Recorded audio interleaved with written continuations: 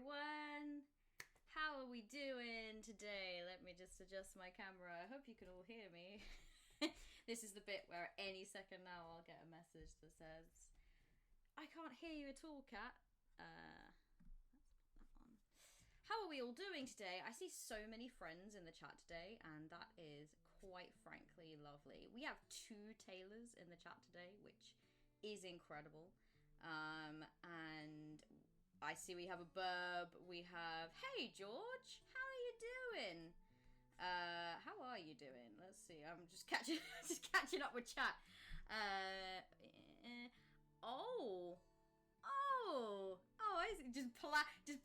Just planning, making collaborations in my chat. I love that. Okay.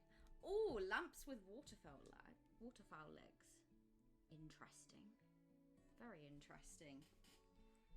Collaborations. I knew a portmanteau was going to get in here somewhere. Hello, everyone. In case it isn't obvious from the stream title, I'm here to do my 5th solo spotlight, and this week, yes, I'm a little discombobulated today. I'm not gonna lie. I have just come home from a full shift, so I'm like very sluggish, very tired. But I'm going to be playing Jude's World by Idris Burke of Buttonkin Games. And I've really tried. It's not very, but I've tried to get into like a little bit of a kind of 90s vibe. I've got like dungarees going, I've got bunches. I'm trying to look like a precocious 12-year-old as much as I possibly can. And I hope I'm at least somewhat succeeding. So, to tell you a little bit more about the game to begin with, let me get my message up. This game is actually not out yet, which is very, very exciting. It is by Idris of Buttonkin Games. You may know Idris for an adorable solo RPG about being a baby bumblebee, which I absolutely need to play, called Bumbling. Or you might even know Drama Llamas. I certainly know Drama Llamas. A TTRPG about sassy cutthroat camelids. And honestly, it's about like, just being llamas in reality TV, which is just insane but awesome. So this game is going to be another solo TTRPG. It uses tarot cards, which I have a set and I will show you momentarily. And you are playing as a precocious young preteen. Has anyone who in the chat has watched Parent Trap? Because I'm gonna be really upfront and honest. I haven't actually watched Parent Trap. I know what Parent Trap is. I know what the premise of the movie is. But I haven't actually watched it. So has anyone else watched it? And if you have, which version of it have you watched? Because apparently, and I did not know this, there are 2 versions of this plot premise. But for those of you that don't know, Parent Trap is about a set of identical twins who did not know that the other one existed. They meet at summer camp, I think, and realize, oh my goodness, our parents have split us from birth. That's right, split us from birth. And they decide the normal reaction to this is to try to get their parents back together, of course, so that they can be a family once more. And I mean, I've read the blurb of Idris's game, and as I was reading it, I was like, yeah, that does sound like a terrible idea. So this is basically what the premise of this game is going to be.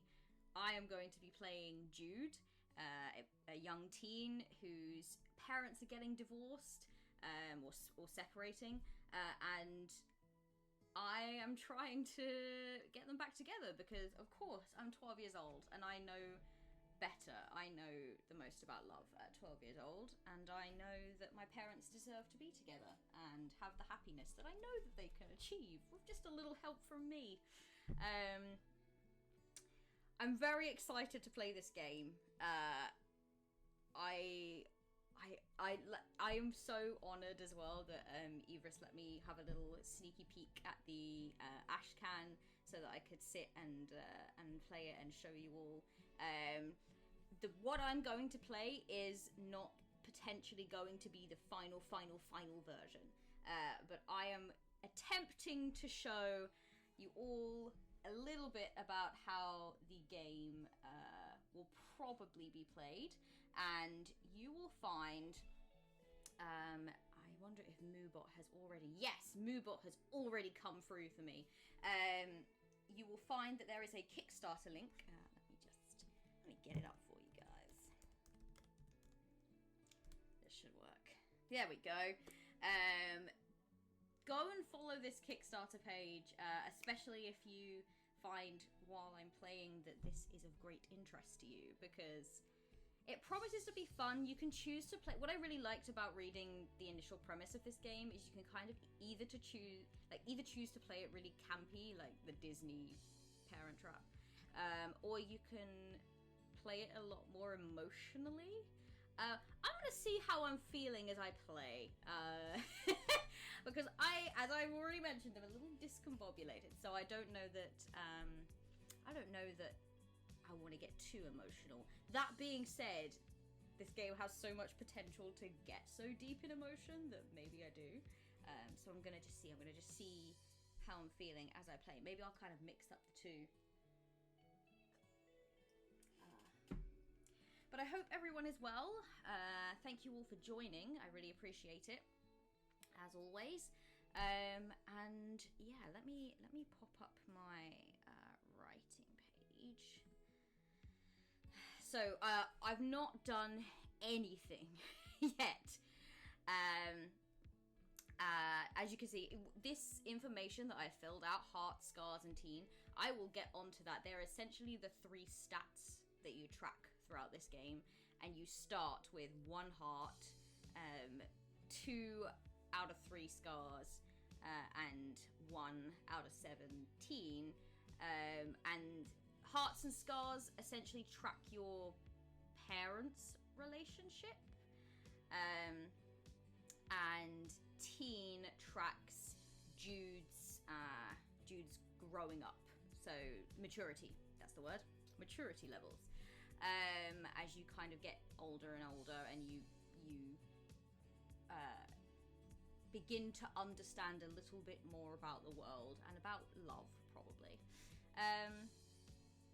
I do have a tarot deck, and I will be showing you in a moment, but I thought we would start with figuring out Jude and parents.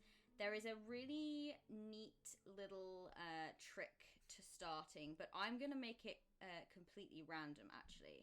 So when you start, to play this game, you just need a flat surface. I have found such a surface. A comfortable place to sit. That'll do. A means of writing, which I have. You need a traditional Rider-Waite style tarot deck, which I've got. This is the moment where I start using it and I find out it's not traditional Rider-Waite style, but, well, you know, that will be fun if we do. And 2 6-sided dice, which I have. They are both blue. I've decided Jude's favourite colour is blue. I've decided that before I've decided anything else about Jude.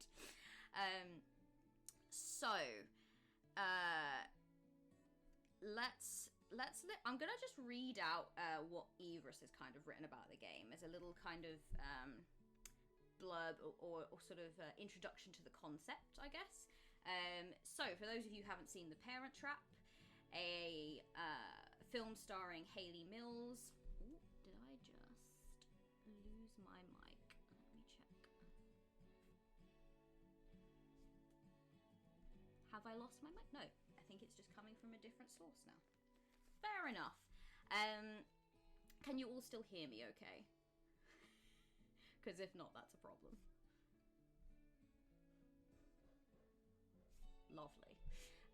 We'll go with it. We'll go with it. I think my headphones just died, even though I charged them. So I will figure that out. Let me pull my mic up just a bit.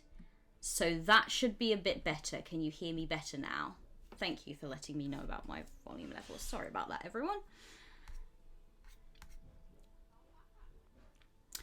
Let me read out while you will tell me. So, for those of you who haven't seen The Parent Trap, a 1961 film starring Hayley Mills and also 1998 remake starring Lindsay Lohan, which you, of course, are probably... a lot of people are probably more familiar with. Identical twins, summer camp. They were previously unaware of each other's existence. Mum and dad each took one twin to avoid having to work out custody arrangements. Oh, that sounds way too easy for the real world.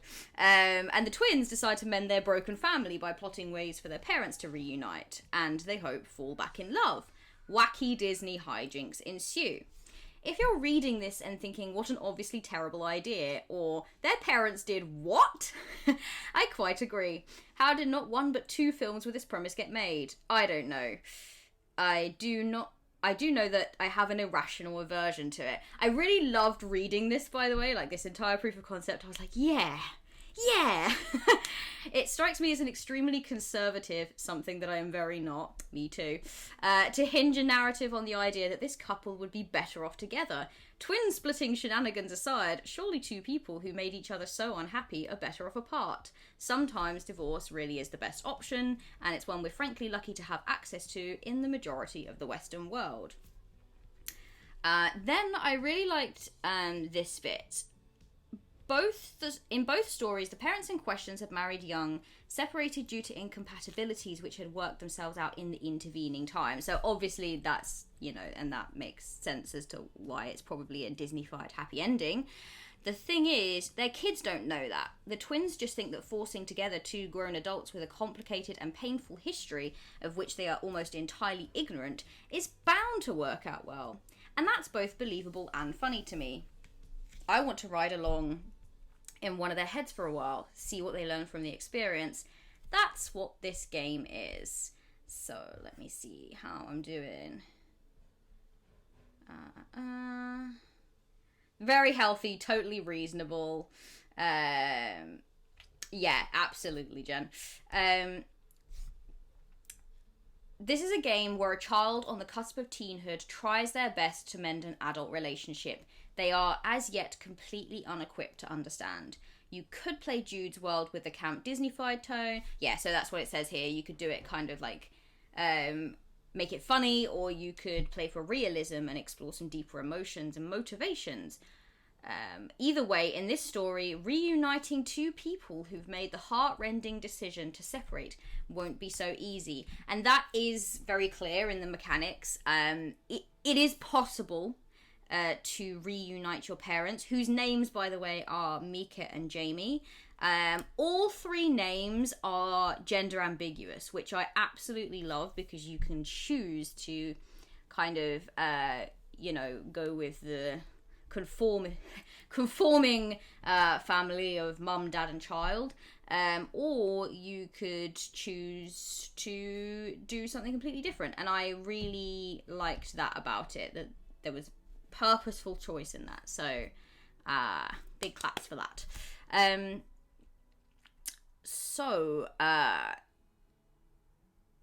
Let's start then with meeting Jude, Mika, and Jamie. Jude is, of course, the central character. I love that it says precocious 12-and-a-half-year-old. What a childlike thing to do, to be like, I'm 12 and a half, actually. Mika and Jamie are Jude's parents. You can choose their likes, dislikes, passions, and prejudices.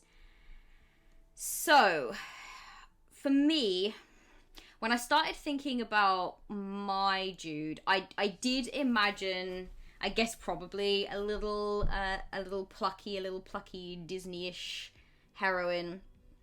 But what Everest provides is a kind of roll table Or you pick out kind of letters and they go with certain traits. So I have used my name's initials to give me my my Jude. So my Jude is a metalhead, which 90s metal. Not my area of expertise, but maybe I'll be doing better than I think I will, because I did used to be a little bit of a metalhead when I was a teenager, but I was a teenager a bit later than the 90s. Metalhead, and is really good at drawing. So let's write that down real quick. So Jude, metalhead, good at drawing. And I'm kind of just gonna say, I feel like my Jude is very stubborn, and I think that they are chatty, but like nervously so. Not necessarily extroverted. More that it's more that it's anxiety.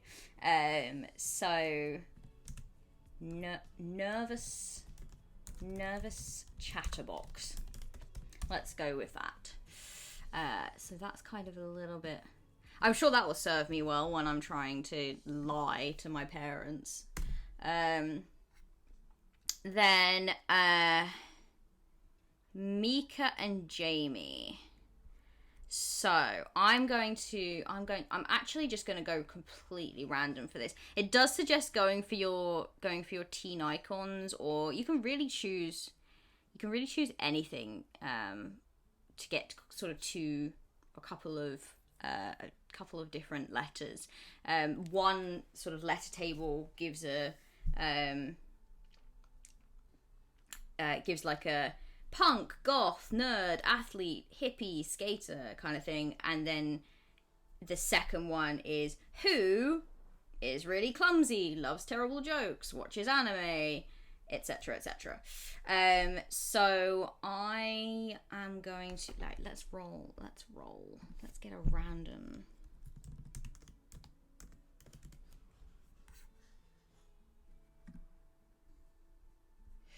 Let's get it.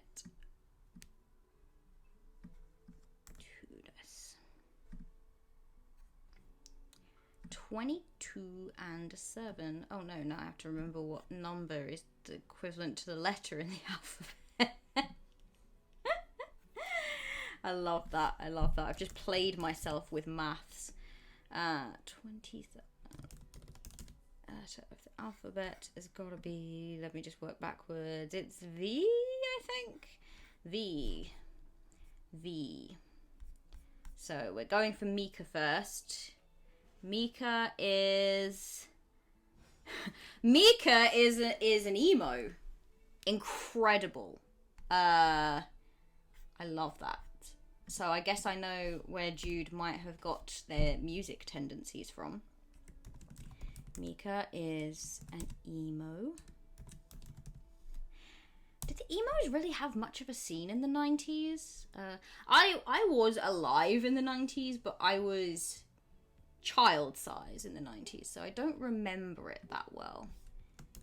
Apart from the odd thing like slinkies and such. Emo. Ooh, let's get rid of that. Whoopsie daisy. Emo who is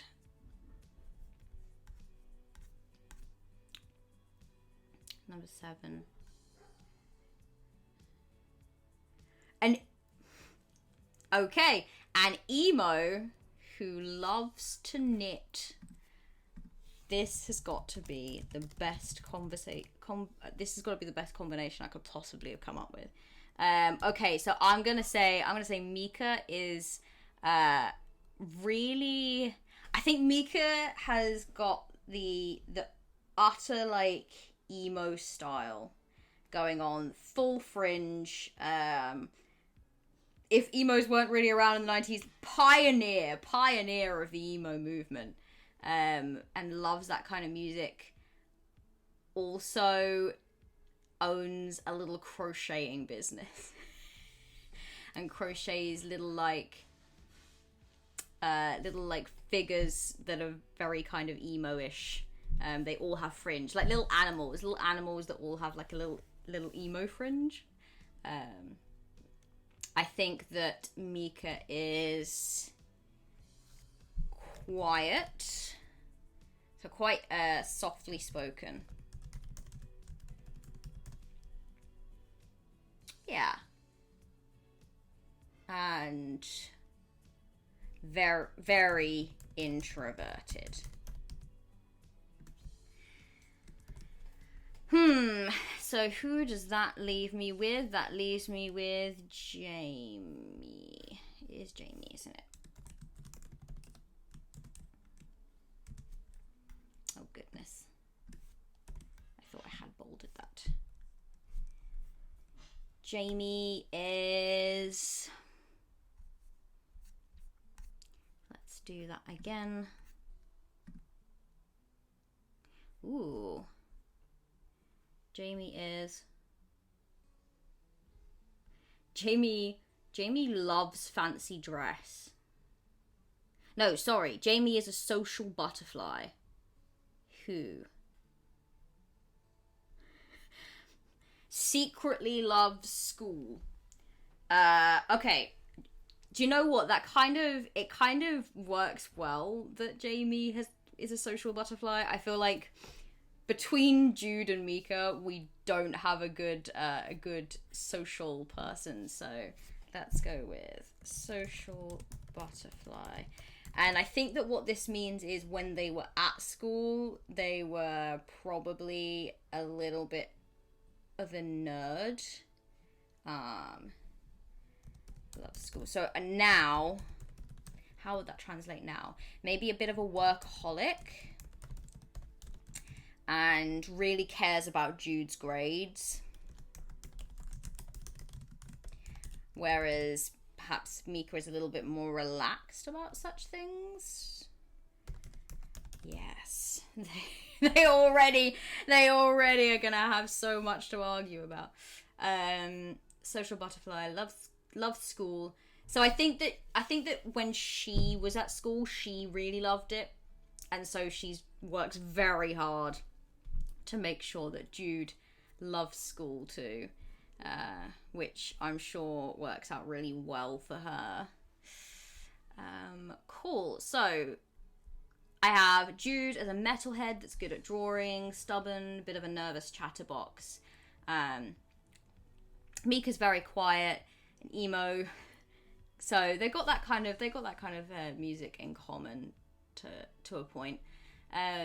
Loves to knit. Softly spoken, quite introverted.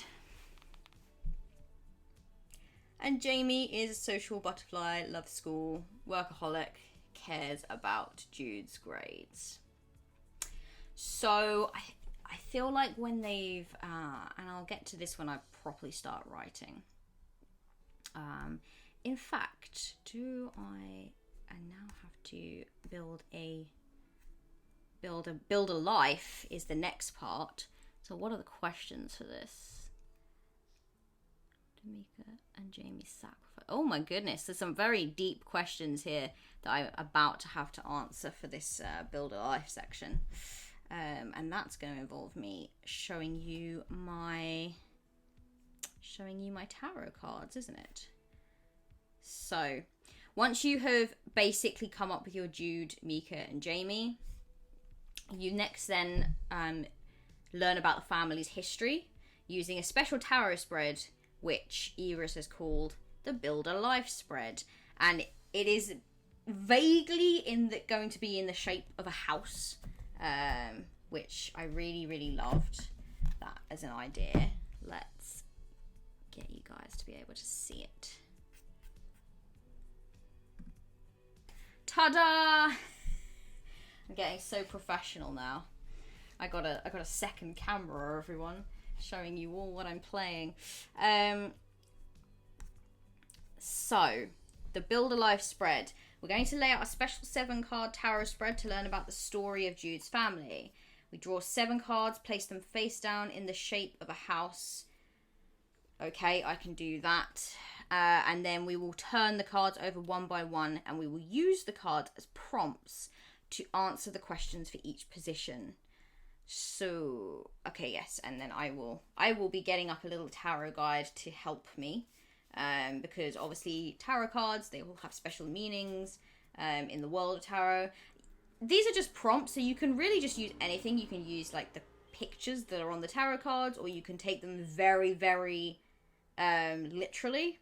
But I like to take things a little less literally and a little more metaphorically. So to that end, I'm going to shuffle these, I think. Yeah, let's shuffle everything. I'm sure this is going to come back to bite me later, but currently they are in perfect order. I will show you the designs actually in a moment as well, because this tarot is called the Lunar Soul Tarot, and it's got some really cute little like quirky cartoony designs, so I thought it worked quite well for this game. I'm doing a terrible job of shuffling right now. Shuffling is clearly not my forte. Let's do this. Let's split them into piles and shuffle piles, and then shuffle them together.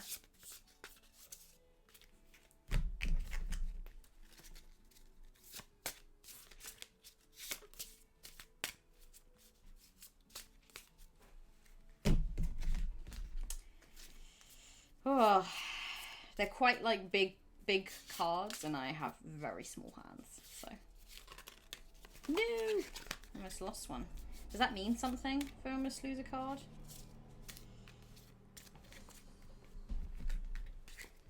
Put these together.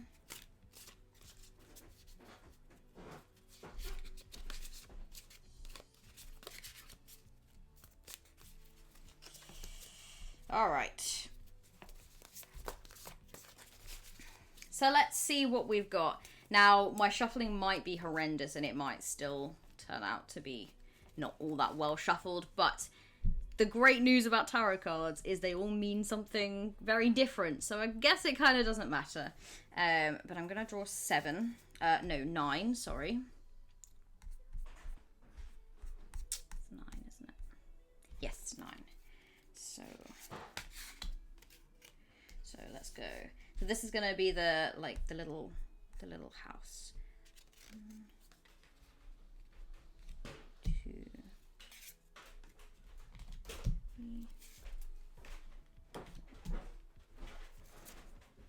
Ooh. Get another bit.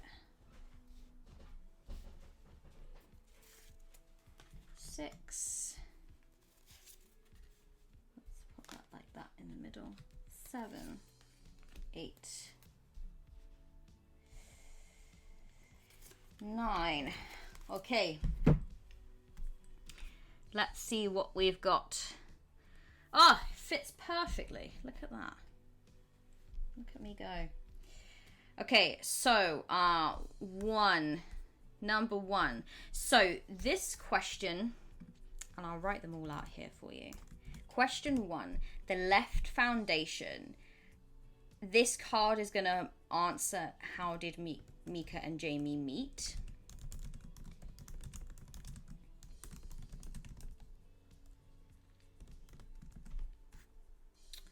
In fact, let me just quickly give pronouns so that I can be her.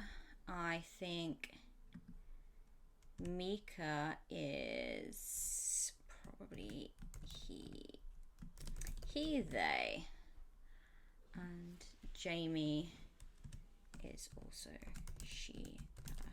That's so that I can, there we go. So how did Mika and Jamie meet? Okay, so number 1, we have the Knight of Wands. Ooh, wrong screen. So, Knight of Wands. So the Knight of Wands is enthusiasm, energy, adventure, forward movement. Starting out a new adventure with energy and enthusiasm. So they must have been on, I feel like then they were on some kind of, I think that they were traveling. Or they were in like a kind of, they were on like a brand new adventure or a brand new phase of life. Maybe they met at like a college or uni. I feel like it was just like, I can kind of picture them just in this moment of being like, everything is brand new and I'm so ready to embark on this new phase of my life and this new adventure.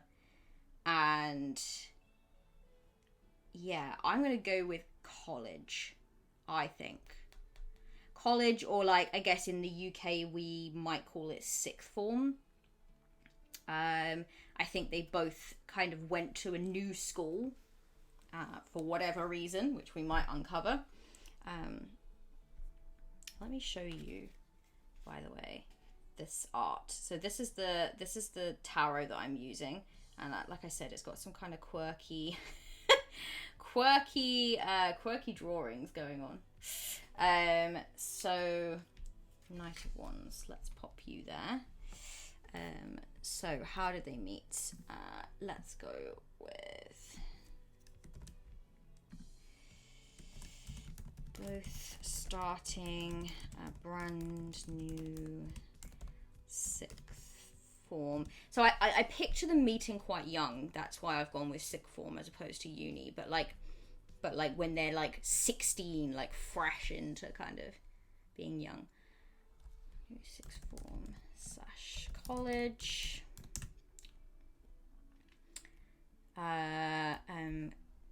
Coming into their new school with enthusiasm and the hope for better.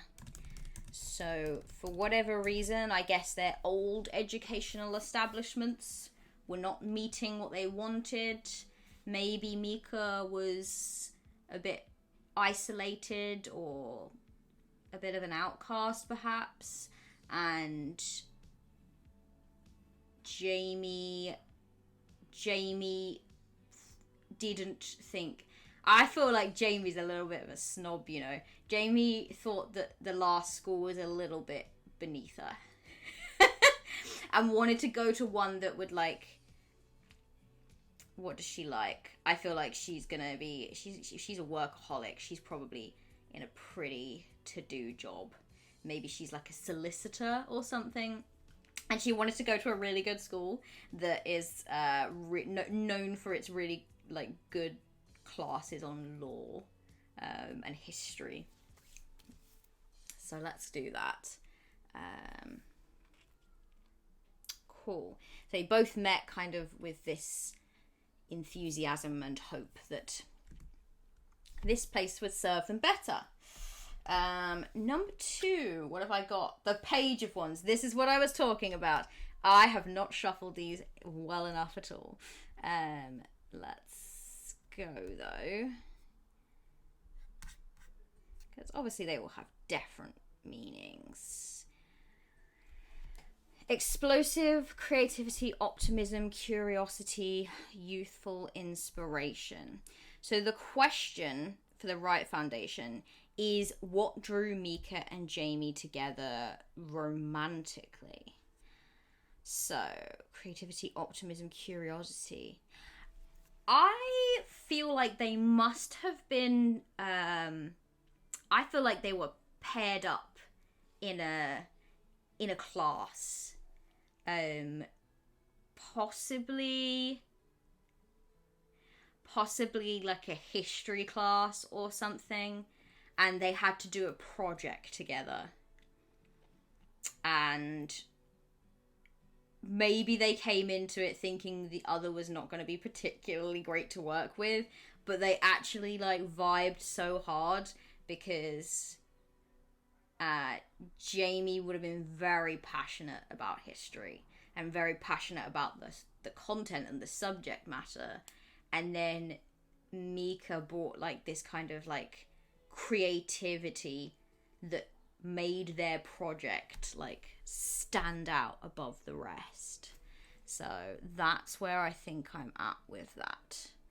So let's go. So what brought them together?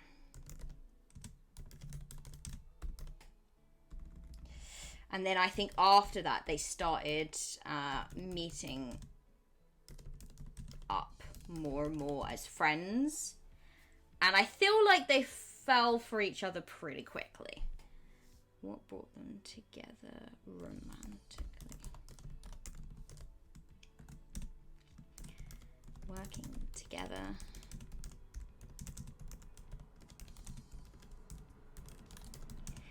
I think they surprised each other.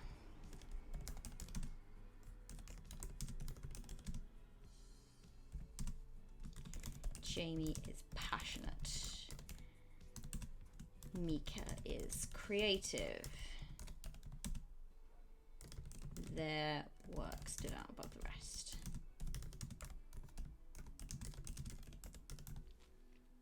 Yeah.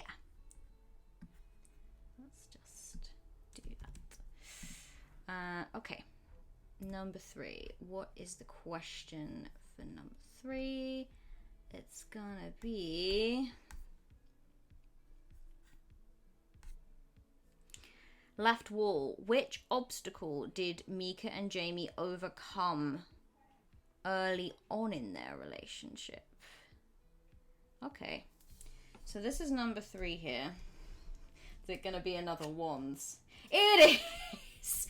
I've shuffled these real bad, haven't I? Like, really bad. Damn. Okay. What have we got? The 10 of wands. I shuffled them so bad. I should have just picked from different areas of the pack. That was foolish of me, really.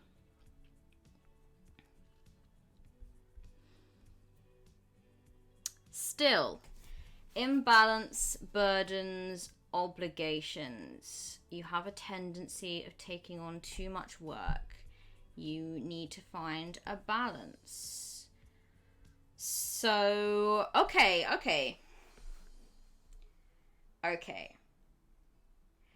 So I think that this feels like Jamie. I feel like Jamie was putting a little bit too much pressure on themselves to do well. What obstacle did they overcome early on?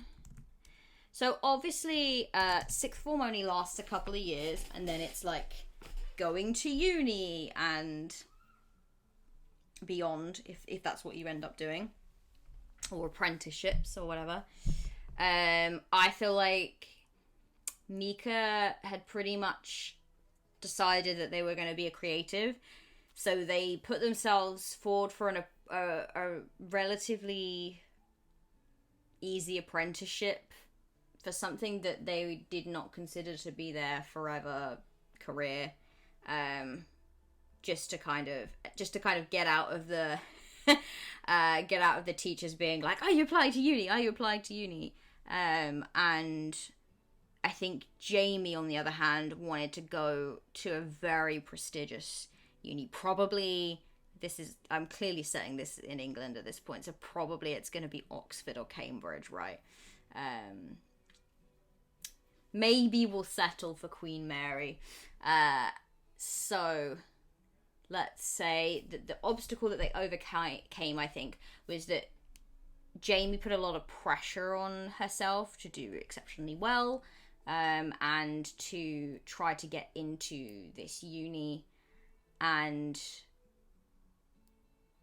Mika found that they were not a priority during that time, like being seen. And I think that Mika was a bit too shy or a little bit too nervous to really bring up that they were feeling a bit neglected, maybe. But yeah, let's say Jamie.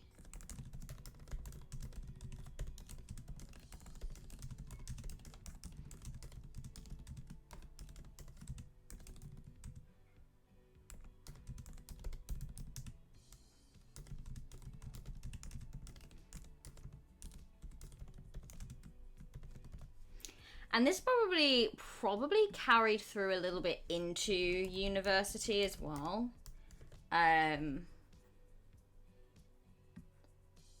Just, you know, Jamie working really hard in that initial kind of first year. I think it took far too long for Mika to finally kind of break and a little bit and be like, I'm feeling really neglected here. Mika.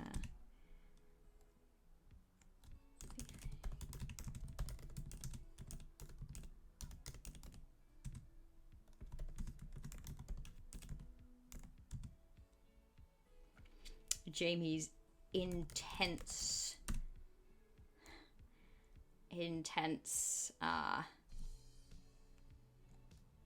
career chasing. Let's call it that. Okay. Cool. Number 4. Question number 4 for the right wall. What did Mika and Jamie sacrifice to have a child together? This will be interesting. What did they sacrifice? So we're moving quite quickly through their years, but this is a really good way of like just building up. I really like this this method actually of just kind of building up. I'm sorry that it's literally just all cards that are one after the other. I promise I was sat there shuffling them for quite some time. But I like this as a way of kind of building up that backstory so that you can always have that to reference for the actual game itself.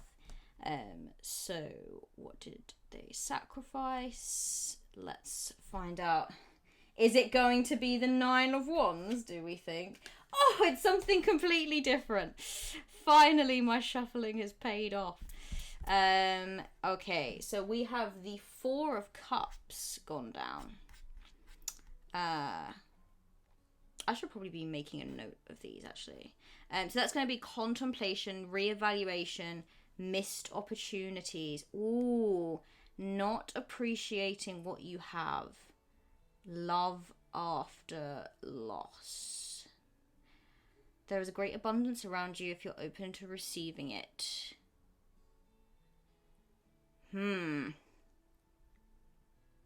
Interesting.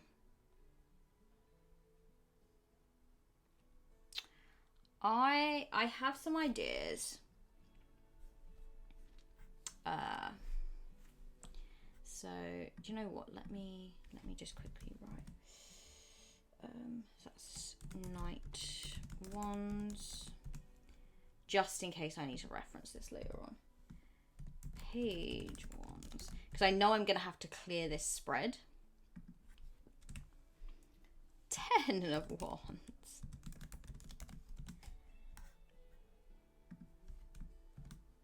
Then I'm writing this in completely this wrong place, but 4 Cups.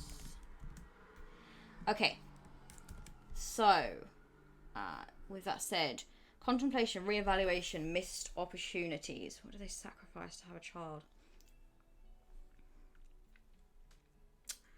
I feel like, again, I feel like it's coming from Jamie. I've really pegged Jamie as the problem in this relationship, which is perhaps not fair. But I feel like Jamie ended up. I think it cost Jamie some career advancement. Perhaps they ended up kind of overcoming that obstacle of, you know, intense career chasing, and it kind of carried through, and in the end, I feel like Mika kind of expressed perhaps wanting a family and wanting children, and Jamie had to do a lot of soul searching and eventually came to the conclusion that they wanted children maybe more than a career, because, you know, this this is what this would be at this point this would be like the 70s, the 80s, right? So probably the 80s, if it's just like 70s, 80s. So if you know, if women are choosing children, then they're probably saying goodbye to a career, because you can't do both. So I think that was sarcasm, in case that wasn't wholly obvious. They sacrifice to have a child. So I think Jamie,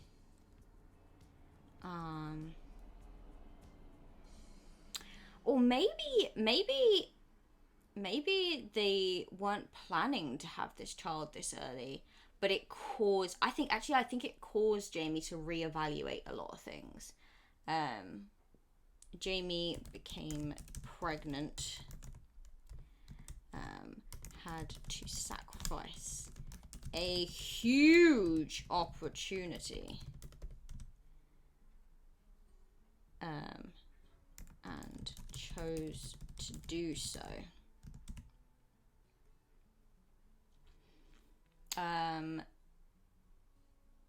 Yeah, I think that's basically it. A big career opportunity passed her by in order to have, and I think it would have meant like more money for the both of them. Mika could have probably started that crocheting business a little bit earlier. I feel like Mika's in a band at this point, actually. I don't think the knitting thing has quite come out yet. So I feel like Mika's in a band, and it would mean that, you know, Mika could focus on his music. And if they had done this, but instead they had Jude. Let's go. Number 5. We're racing through these questions. So, what is the next one? What strange quirk did Jude exhibit as a baby? Interesting question. Let's go. So that's number 5 there. I knew it was gonna be the 3 of Cups. Goodness me. Okay. What strange quirk did Jude exhibit as a baby? That's an interesting question. 3 cups. Not sure how I'm going to draw an answer for this, but, you know, inspiration might hit. Let's have a little look at what the 3 of Cups signifies. Celebration. Celebration, friendships, family, cooperation. This is a time of celebration with family and friends. Reach out for the support of others. Cherish and nurture your relationships. Enjoy the experience of connecting with others. Okay, so connection. There may be a new project or childbirth on the horizon.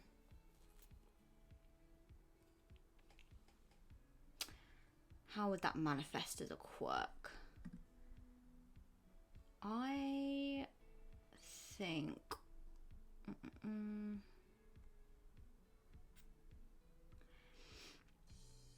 I think that they... I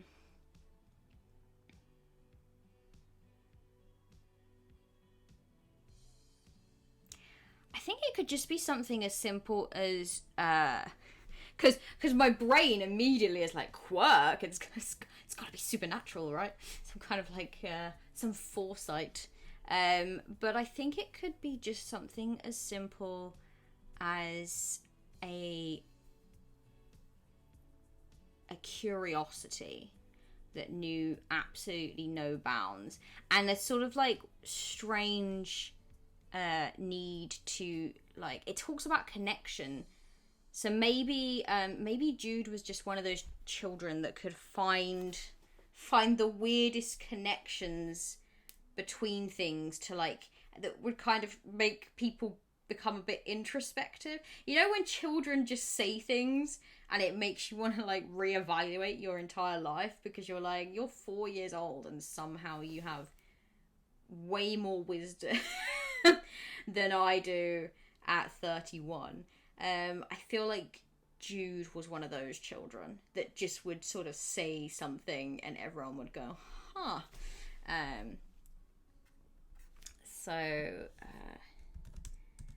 Jude. Let's unbolt that moment.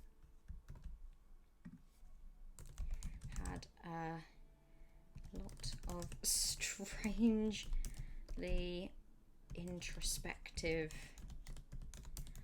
almost sage-like wisdom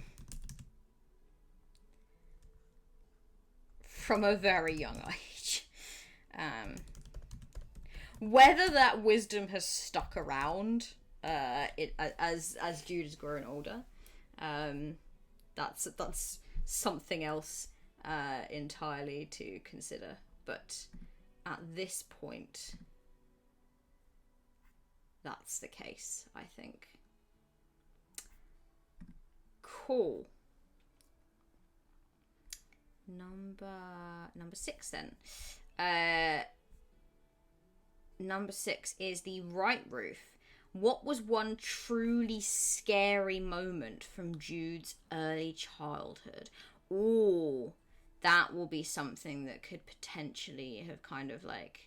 These are all really great questions, actually, because they kind of set the scene of like things that when you're journaling about like conversations between Mika and Jamie, you can kind of make these connections as to how they would talk about it and talk about kind of their past and everything. So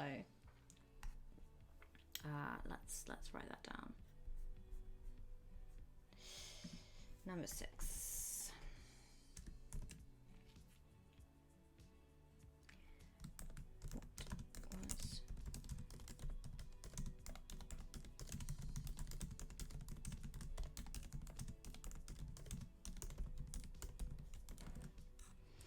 From Jude's early childhood. Right, what is my 6th card? It's the 2 of Cups. We knew it was coming, everyone. Come on, we knew this would happen. Okay. So, what already my grand words of wisdom, if you're going to play this game, is please, I implore you, shuffle better than I did.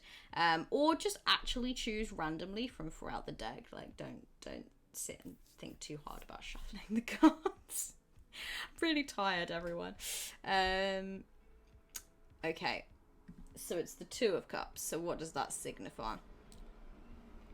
Partnership, harmony, exchange of energy. There's connection, good communication, harmony with each other, and general well-being. It may indicate an engagement. This is interesting because this is going to be a difficult one to... It's going to be a difficult one to turn into a scary moment. Can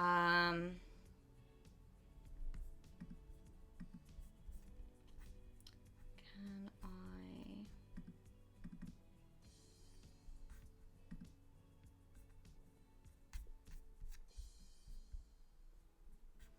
Was it the 2 of Cups?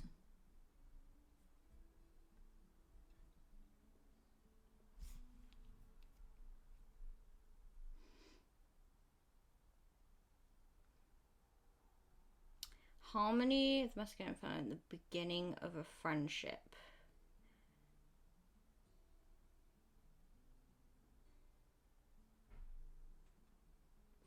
All right, I feel like I'm gonna be a little out there with this one.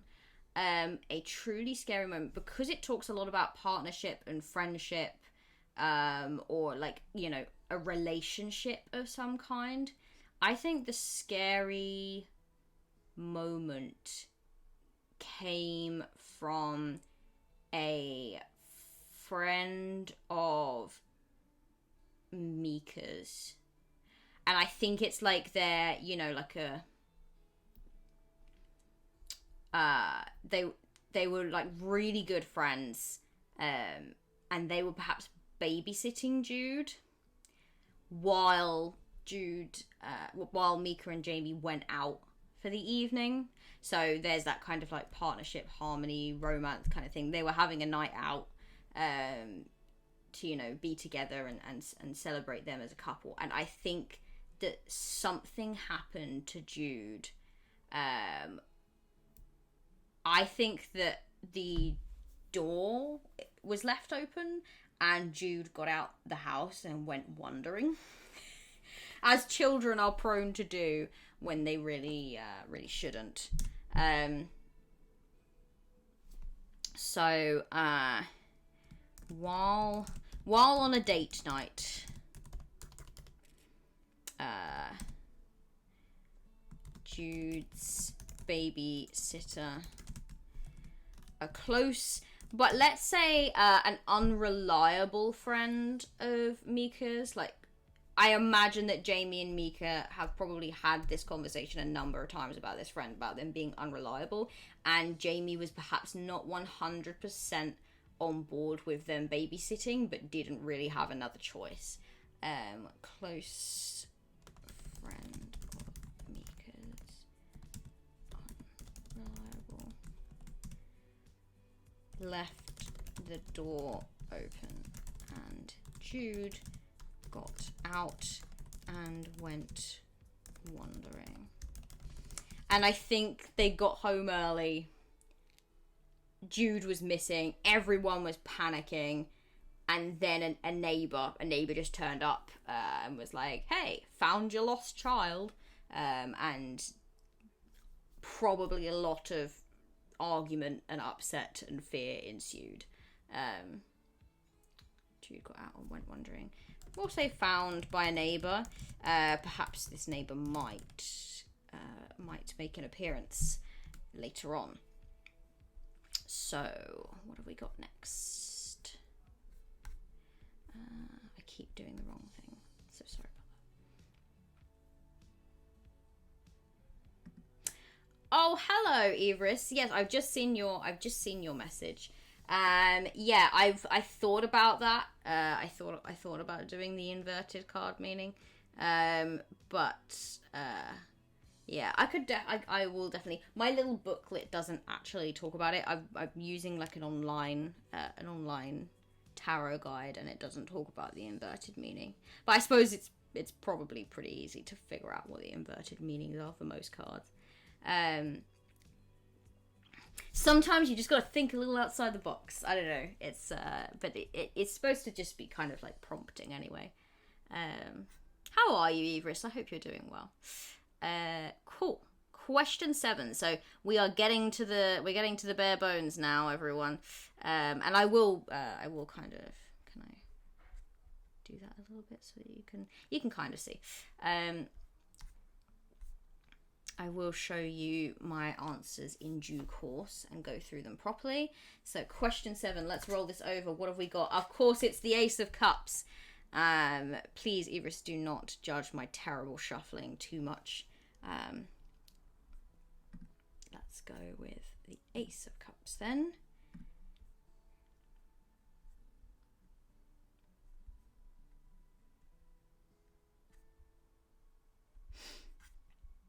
Oh, that thing that I have shows it to you in like love and interesting. The question is,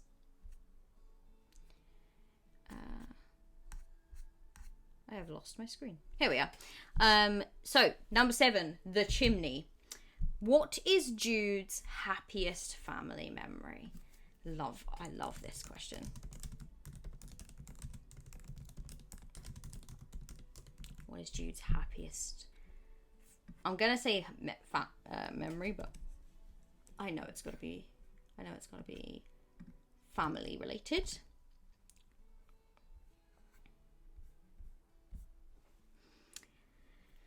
Ace of Cups. love, new relationship, friendship, joy, creativity, awakening. This is a very open card. I feel like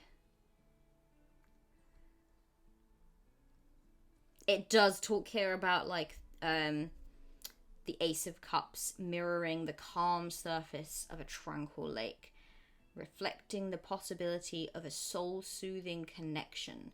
So it's a very water-based card. Its element is apparently water.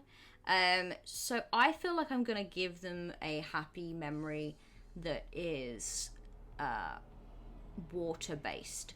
I think it's gotta be a water park, right? Going to like a theme park that's specifically a water park with lots of log flumes and oh my goodness, what are the names? I don't know the names of these rides very well because I personally am terrified of water, so I don't go on them. But like, you know, like the rapids, like those kind of like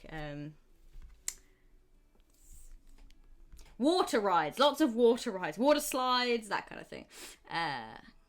So let's say that that's the happiest memory, was just a day out at this water park, everyone in their swimsuits, everyone having fun.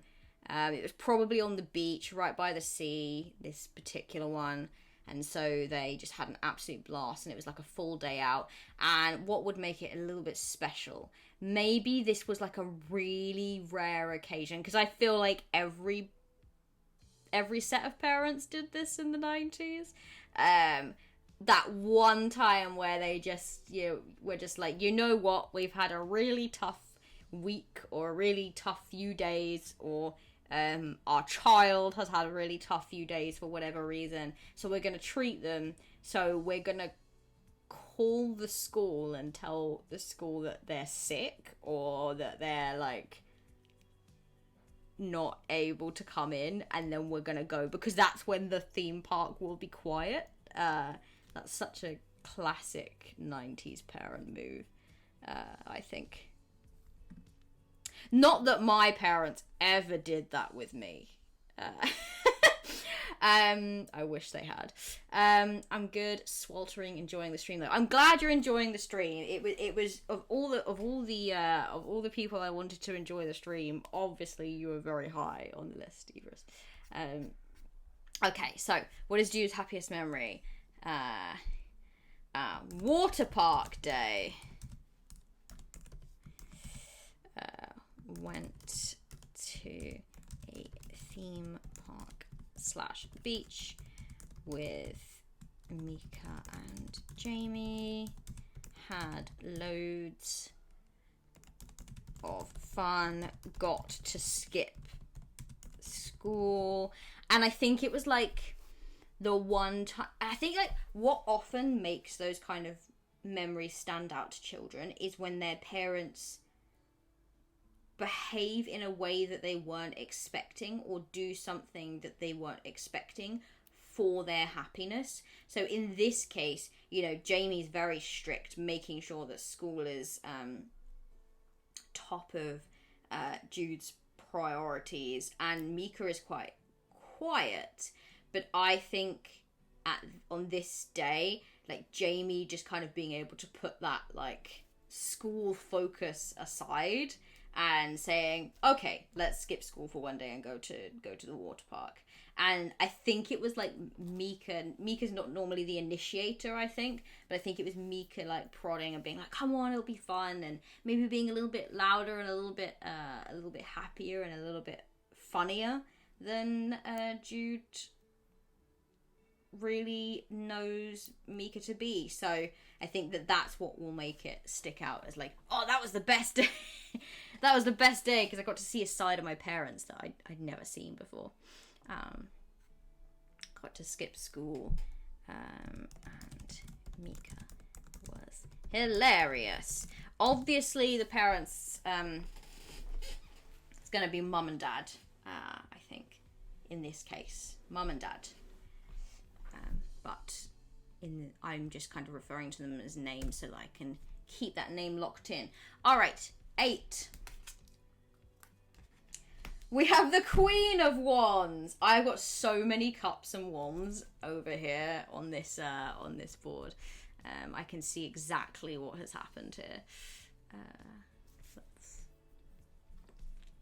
Next time I play this, I will shuffle better.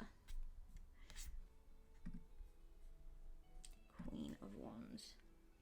So the question here is for the window. This is, before the breakup, what reputation did Jude's family have? That's a cool question. I love these questions. Before breakup, what reputation did the family have? So this will be interesting because I guess it's a kind of insight into, did they have a reputation for being, you know, a family on the rocks, a troubled home, or did they have a reputation for being like it was a complete surprise that they split up? I'm gonna say it's probably gonna be the latter, but let's have a look and see. So, Queen of Wands. Inspiration, accomplishment, vibrance, and optimism. See, that tells me kind of everything I need to know. I mean, Jamie was probably the face of it, let's face it, but I think that the way the family presented was a very well-adjusted,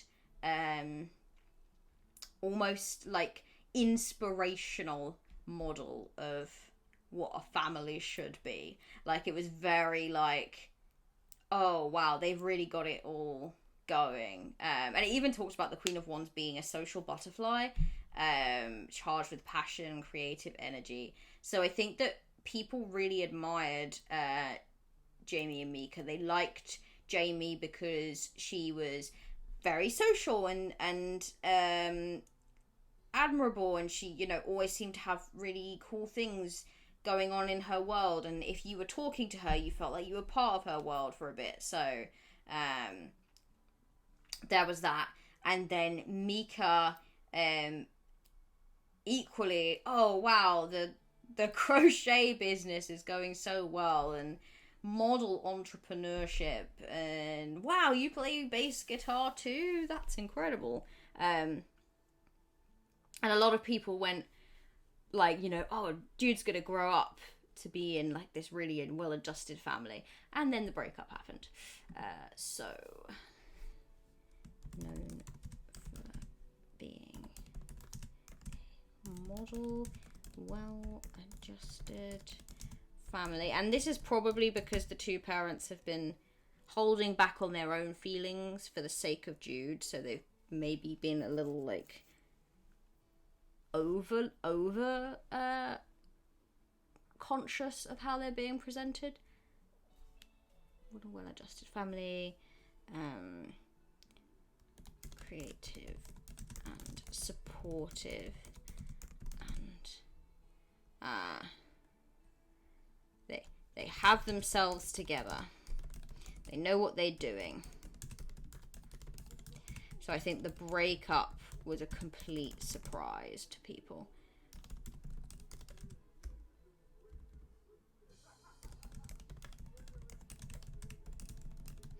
They felt like a unit.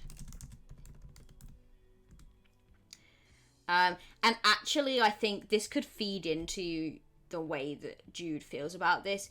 I feel like people think that this is just a temporary thing. Oh, some small argument has kind of broken out between them, and they've reacted to it a little overzealously. I'm sure they'll work out their differences and get back together. I think a lot of people have that opinion, and I think that Jude has picked up on that, and this is why Jude thinks, I can get them back together. Because other people have opinions on it. Okay, what's this going to be? What haven't we had? I feel like, what, the King of Wands? I knew it. I'm so good at this. Okay, I'm so good at understanding where I went wrong. Okay, let's put it up though. King of Wands, vision and leadership. Interesting. So what is going to be my question. Final question.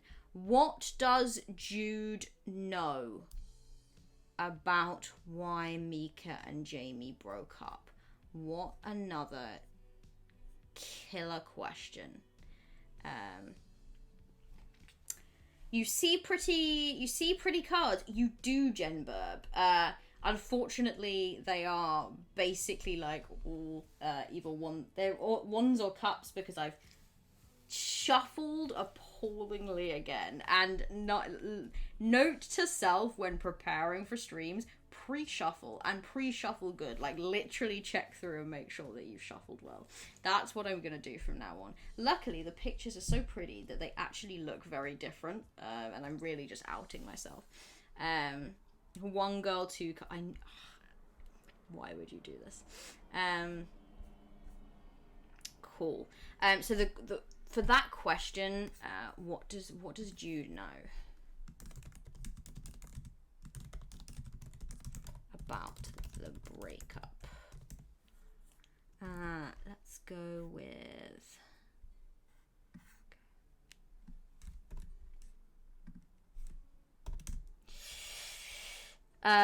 Okay, leadership, vision, inspiration.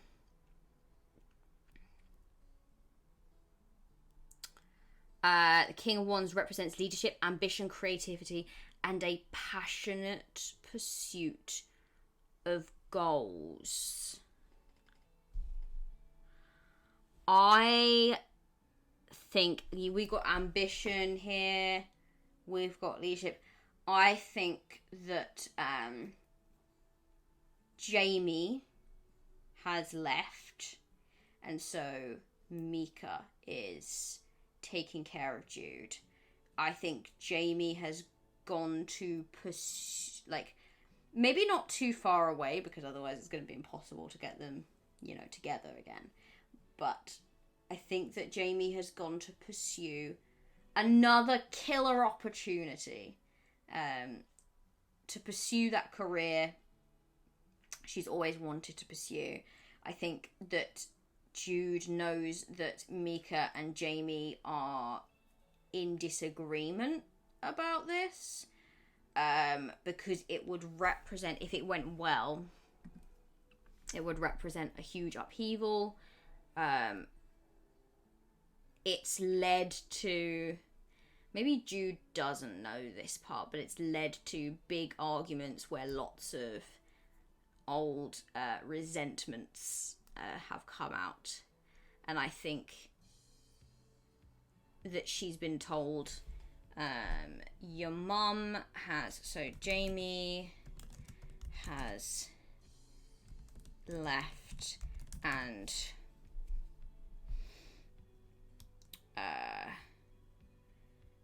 is renting an apartment further into the city to be closer to an amazing work opportunity.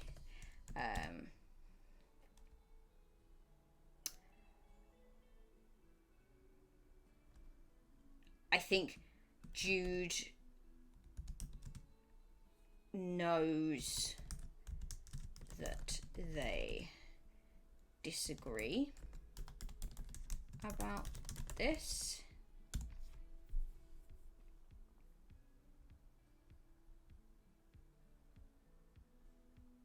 I'm trying to figure out if the D word, the divorce word, or the sort of the breakup word, like if that's been mentioned, or if it's just like, I feel like they're in we're taking some time apart stage. I don't think and I feel like this is more a Jamie driven thing than a Mika driven thing. Mika possibly, Mika wants Jamie to be happy, but there's that sense of like Mika wants Jamie to come home as well, whereas Jamie is like, I'm gonna do what will make me happy, and that will be that. And right now, that feels like this job is what will be my happiness. So I don't think... I think that they're trying to gently introduce the idea of it being a breakup and not just a temporary living situation.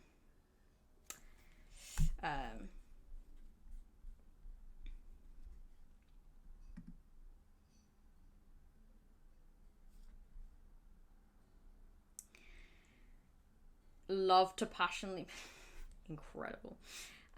Alright, so let's pop this back into writing. I'm going to quickly go over what I've come up with. So, how did Mika and Jamie meet? They're starting a brand new sixth form together, the sixth form year, so they would have been about 16 when they met. They were coming into their new school with enthusiasm, the hope for better, so they both had like this kind of new vision, new feeling for how they wanted to. They kind of came into it with this almost romanticized idea of like, my life's going to change now that I'm here. What brought them together romantically? The page ones, they were working together on a paired project. They surprised each other. Jamie's very passionate, Mika is very creative, and their work stood out above the rest. The obstacle they overcame early. Jamie was putting too much pressure on herself to do very well at school and to go to a prestigious university, and Mika felt quite neglected by Jamie's intense career chasing. What did they sacrifice to have a child? Jamie became pregnant and had to sacrifice a huge opportunity. It was a bit of an and ah moment, but Jamie chose to have the child in the end. What strange quirk did Jude exhibit as a baby? Jude had a lot of weirdly introspective, almost sage-like wisdom from a very young age. What was one truly scary moment from Jude's early childhood? I have not written down here, so that's going to be 3 cups. It was the 2. I probably don't even need to look at these to remember what I did. That's going to be the Ace of Cups. I don't need the off. Nope, don't delete that. Before the breakup, what reputation did the family have? Queen Wands. Spelling that all wrong. What does Jude know about the breakup? King of Wands. Do you see how I've shuffled badly, Jen Burb? Okay.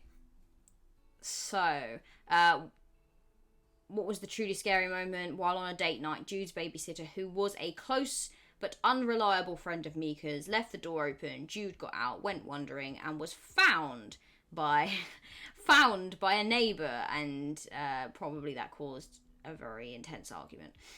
What is Jude's happiest memory? Water park day. They went to like a sort of watery themed park or a beach. Had loads of fun. It was the one time that Jamie allowed them to skip school. And it was the one time that Mika came out of their shell and was far funnier than usual. Number 8, before the breakup, what reputation did the family have? They were known for being a model, well-adjusted family, or that's at least what they presented. They were creative, supportive, have themselves together. Breakup was a complete surprise to people. They felt like a unit, and probably this is part of Jude's driving force, because Jude has probably overheard conversations between teachers and such where they've said, I'm sure this is just a temporary thing, because, you know, Mika and Jamie, they're so in love, they're so, like, together, they're such a unit. Number 9, what does Jude know about the breakup? Jamie has left and is renting an apartment further into the city to be closer to an amazing work opportunity. Jude knows that they disagree about this. And I think that actually probably what is confusing Jude is probably the conversations that she's overheard between teachers and such, where they talk about it being a breakup. Because they talk about it being a temporary thing, but they're using scary words like breakup. Which is making Jude wonder just how serious this is, because I don't think that Mika and Jamie are presenting to Jude. If they're well used to presenting to the world that they're a unit, they'll definitely be presenting that to their child. So I think we're gonna get a lot of "Hey, bud" in this, aren't we? Overheard other conversations implying something more serious is going on. All right. So we have done our spread. So that's the spread here. Now I get to destroy this spread. Well, I mean, it not necessarily saying to destroy it. Sweep the cards away. And shuffle them back into the deck. You all heard what it said, right? It said shuffle. I'm doing my best. Let's put that there. Let's put that in this. And let's put this here.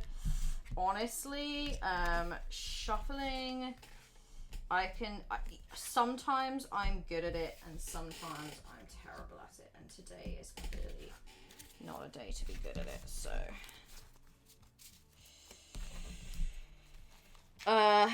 Okay.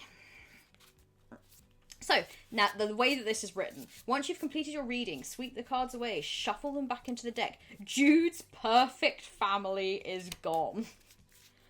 Damn. Alright, we'll spend the rest of the game working to rebuild this spread, and we'll use what we've learned as inspiration for the story we're going to tell. So, I've got to make sure I have space to rebuild my 7-card Build a Life spread. Next, I've got to go through... Oh no, I just started shuffling it, and now I've got to find particular cards. I've got to find the Fool, the Magician, and the High Priestess. Please, please let me find them quickly.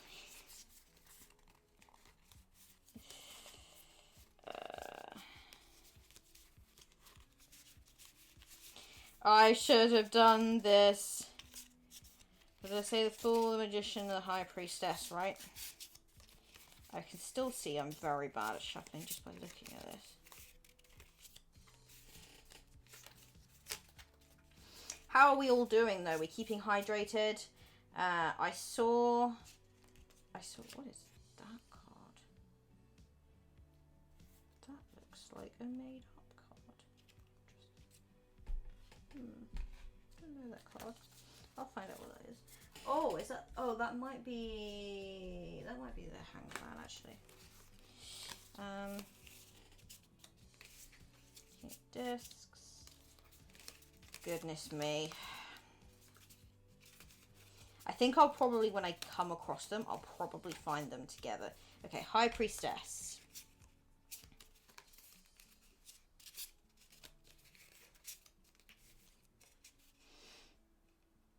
No, I need not the Hangman, the Magician.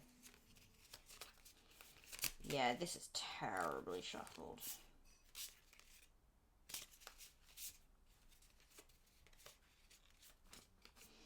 The Magician. And the Fool. I know the Fool is definitely not what that is. Because I've seen it. No, these are definitely something else. I'm going to take these out.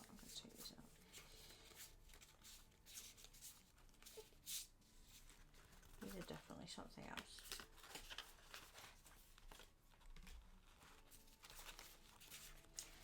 Sorry, everyone. Take a moment, you know, to have a drink and tell me how you're getting on.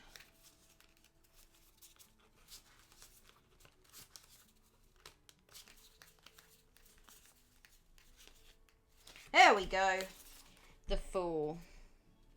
It's too hot. Yes, it is. It is so hot here. Like, ridiculously hot. Too hot to do anything but lie very still and eat pop chips. One excellent way to spend your time. I absolutely agree with that. Okay, so I found them. I found the Fool, the Magician, and the High Priestess. Put these aside. These are pretty, by the way. Put these aside in a face-up pile. These form the beginning of your Twists card stack. Now, shuffle your remaining... Shuffle? Not me being asked to shuffle.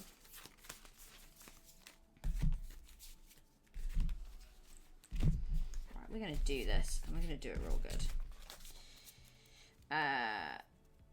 Shuffle your remaining deck and draw cards until you have 3 numbered minor arcana cards. What I'm probably going to do is just draw randomly, even though I'm shuffling too.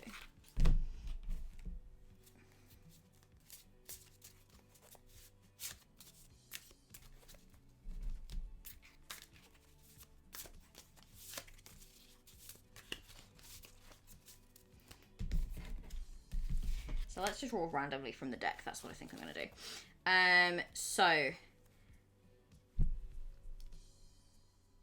So I've got to keep drawing until I find 3 numbered minor arcana cards. So what's this I've got here? I've got the 10 of Wands again. You keep coming back to me, sir. So this is going to be the beginning of my Keepsakes card stack. That's major arcana. That's the 8 of Cups. And what's this? The 6 of Swords. This is a much better way of doing it. Then it just basically says reshuffle again. I think that when Everest wrote this, I think Everest knew I was going to be playing and was like, we need to get Cat shuffling as much as possible.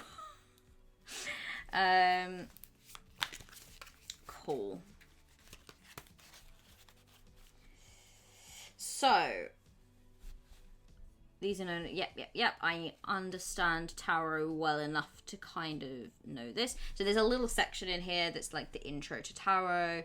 So, once you've gotten the idea of who Jude, Mika and Jamie are, learned some of their history by completing your Build a Life spread, it's time to find out what happens next. Yay! Cool! So, Jude has 2 objectives. The first is to reunite Mika and Jamie, and the second is to grow up into a happy, well-rounded teenager. The aim of the game is to achieve both of these things by the time you complete your Rebuild a Life spread. The Rebuild a Life tarot spread is the same size and house-like shape. Cool, that makes sense.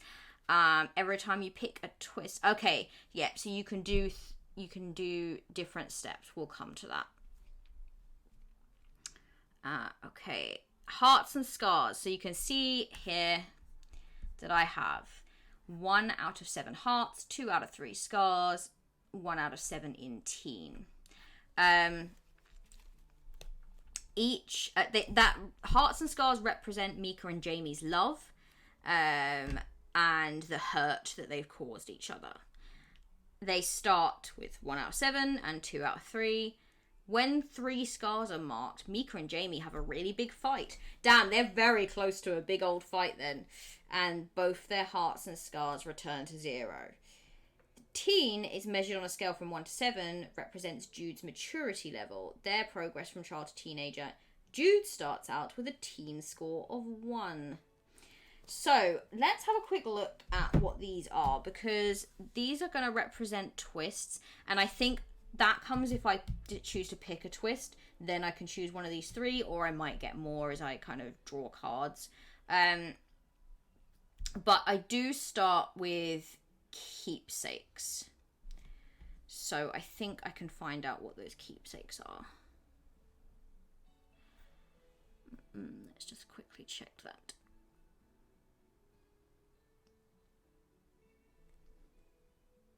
Yeah, look up your keepsakes in the reference table in the final section of this book. Make a note of what each card is and put them aside in a face-up pile. Got it. So let's pop the keepsakes in.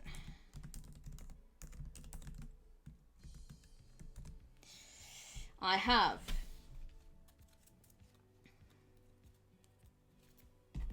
this is my draw deck here. I have a 6 of Swords, 8 of Cups, 10 of Wands. So let's reference the back. The Six of Swords is a book with a note written on the inside cover. Okay.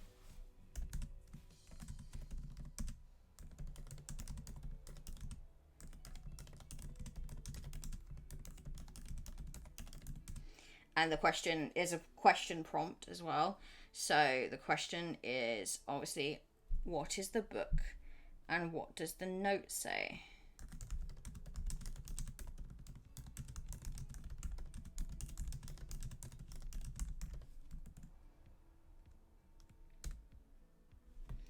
Second, Eight of Cups.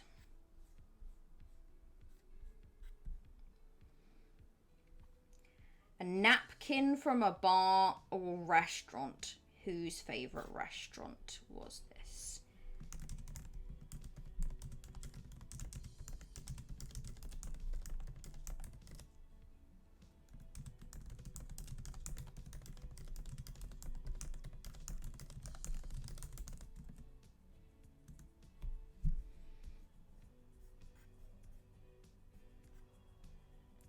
And finally, the Ten of Wands. Ten of Wands is a piece of clothing that's been patched or otherwise repaired. Interesting. Who used to wear this all the time? How did it get damaged?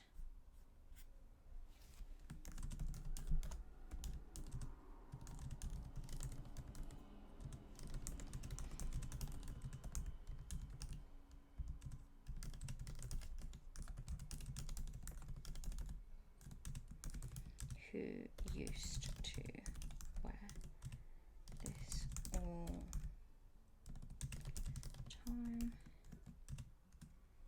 How did it get damaged? All right. Let me start. I suppose I could start to brainstorm a little bit now as to what these are. So, a book with a note written on the inside cover. What is the book? What does the note say? I feel like... the book is...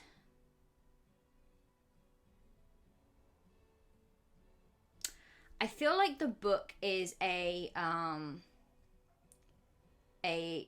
book on history. Yeah, let's introduce some tension between Jamie and Mika right off the bat. The book is a book on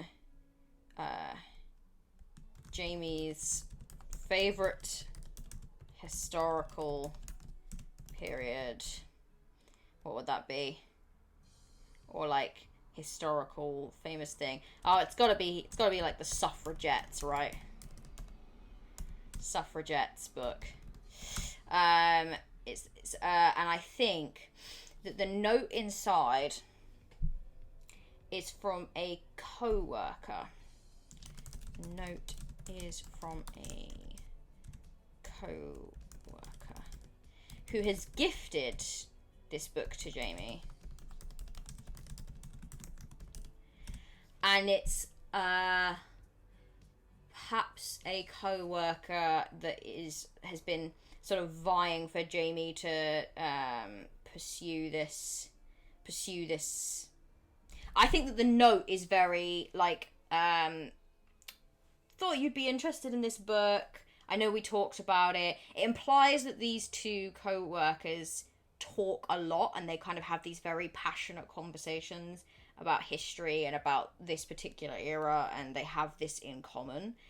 And also the note references like Jamie, you know, being should take inspiration from it and move on to bigger and better things. That's what I think the note is. So the note is from a co-worker. It's gifted to Jamie, and implies that she should be inspired to reach for more.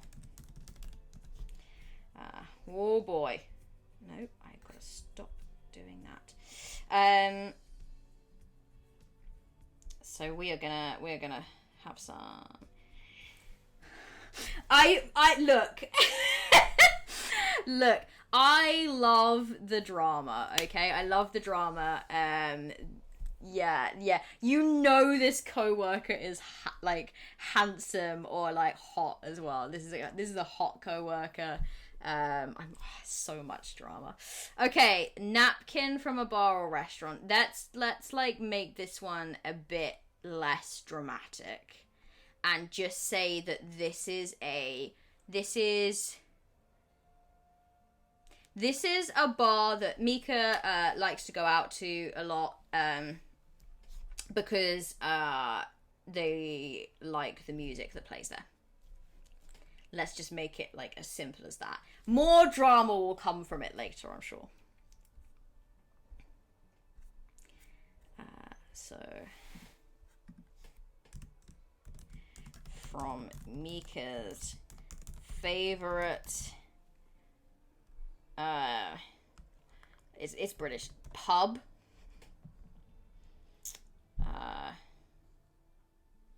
Oh my goodness, someone quick, a good pub name. Someone else can come up with this. From Mika's favorite pub, they play excellent music. Oh heck.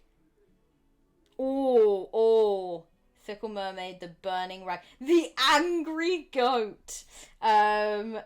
I love. Yeah, okay. I'm gonna go with the Burning Rag. That feels like a place. That Mika would go to. From Mika's favorite pub, the Burning Rag. And they play excellent music, and I think that Mika often is like, yeah, when you're old enough, kid, I'm gonna take you there, because you'll like the music there, because we kind of have music in common. So that's that. A piece of clothing that has been patched or otherwise repaired. Who used to wear this all the time? How did it get damaged? I'm gonna put some more drama in here. I think that this piece of clothing is one of Mika's hoodies, but I think it was like, you know, coupley kind of thing. I think Jamie used to wear it all the time. It used to be like a kind of after work, like it's like almost became like Jamie's pajamas sort of thing. I think it's seen a lot of. I'm not gonna say it's like been patched in terms of it's been ripped or whatever like that. I think it's more that it's seen a lot of like stains. I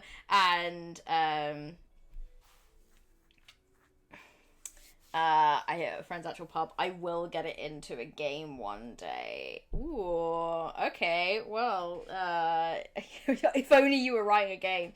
Goodness, you know what, George? You should write a game. I think you'd be really good at it. Who used to wear this all the time? So, Jamie used to wear Mika's hoodie all the time. It's stained. It's let's just generically say it's well loved. However, everyone, the hoodie has been left behind. Jamie has moved out and has not taken the hoodie with her. The hoodie has been left behind. All right. Let's bold that so that I can get to those answers quickly. So those are my keepsakes. what I'm going to do is, because where are we now? Goodness gravy, time has gone so quickly. We are almost at 10 p.m. I will be completely transparent with you. I will not finish this game because I am only planning to stream till 11 p.m. at the latest because I am in an incredibly early shift tomorrow. But what I will probably do is at least get 2 streams. Everyone always does this to me. Keep streaming it, stream more. I wanted this. The point of this stream was not to necessarily finish the whole thing. It was to spotlight some of the mechanics, get a grip on how the game kind of starts and gets you in the mood, and show you what its potential is as a journaling exercise, which I think that this has done quite well. What I would like to do is try to do. Because as you have each go, you can choose from 3 different actions. I would like to try to do an entry from each of the different actions just to kind of show you the beginning of how the mechanics will work. And we'll see how far we get. But I don't anticipate that I will finish, that I will be finishing Jamie and Mika's story tonight. However, I might be able to, in a future stream, finish that off. But we shall see. So, let's... Jamie, Mika, and Jude. It's really Jude's story. I was just fully just being like, yeah, Jamie and Mika's story. Forget about Jude. Forget about the kid. Cool. So, let's maybe start with like a... let's start with... Let's see what it says to do next. So I think that once I have my keepsakes, I now get to just kind of documenting drawers, accomplices and foils. When you choose a face minor arcana card, ooh yeah. So some of the face ones have like actual people involved. That's cool. That's interesting. So then you start introducing more characters. That's gonna get complicated in the best way. So the way that this will work, the way that the play steps will work, I will draw 3 cards from my deck here. Let me pop you on. I think I am actually on from my deck here. I was on the right screen. And I will pick a card to keep and put 2 back in a random spot in my draw deck. How do I choose? Well, each type of card represents a different thing. So the major arcana represent twists. The minor arcana, the numbered ones represent more keepsakes, and the the court cards, I guess you would call them, they represent people. They represent foils or accomplices. Once I have documented my draw, I will then do one of 3 things. I will pick a twist, spring a trap, or skip this step. I can, in the skip this step section, choose to write about like a downtime type thing that Jude might be getting on with. Just to kind of, if you chose to pick a twist or spring this trap, write about how that went. Didn't do either of those things. There's a preteen events reference section that will give several prompts for downtime. So this is a very well thought out game, because it just allows you to have like these. I mean, if you're thinking of it like as if you were thinking of like a movie structure, you would have this kind of like build up, and then you would be straight into like, oh well, I'm gonna spring a trap. There would be plot twists, so you kind of get to choose and control the pace of the game as to to, you know, be quick or as slow as you want. And then you keep doing that until your Rebuild a Life tarot spread is complete. And then it is time to wrap up part of Jude's life in your story. So let's have a little look. Documenting your draw. So keepsakes. When you choose a numbered minor arcana card, choose found a new keepsake. And that goes into your keepsake stack. Got it. You have, I guess you would have an accomplices and foils stack. So this is going to be twists. This is going to be keepsakes down here. And this is going to be my space for accomplices and foils.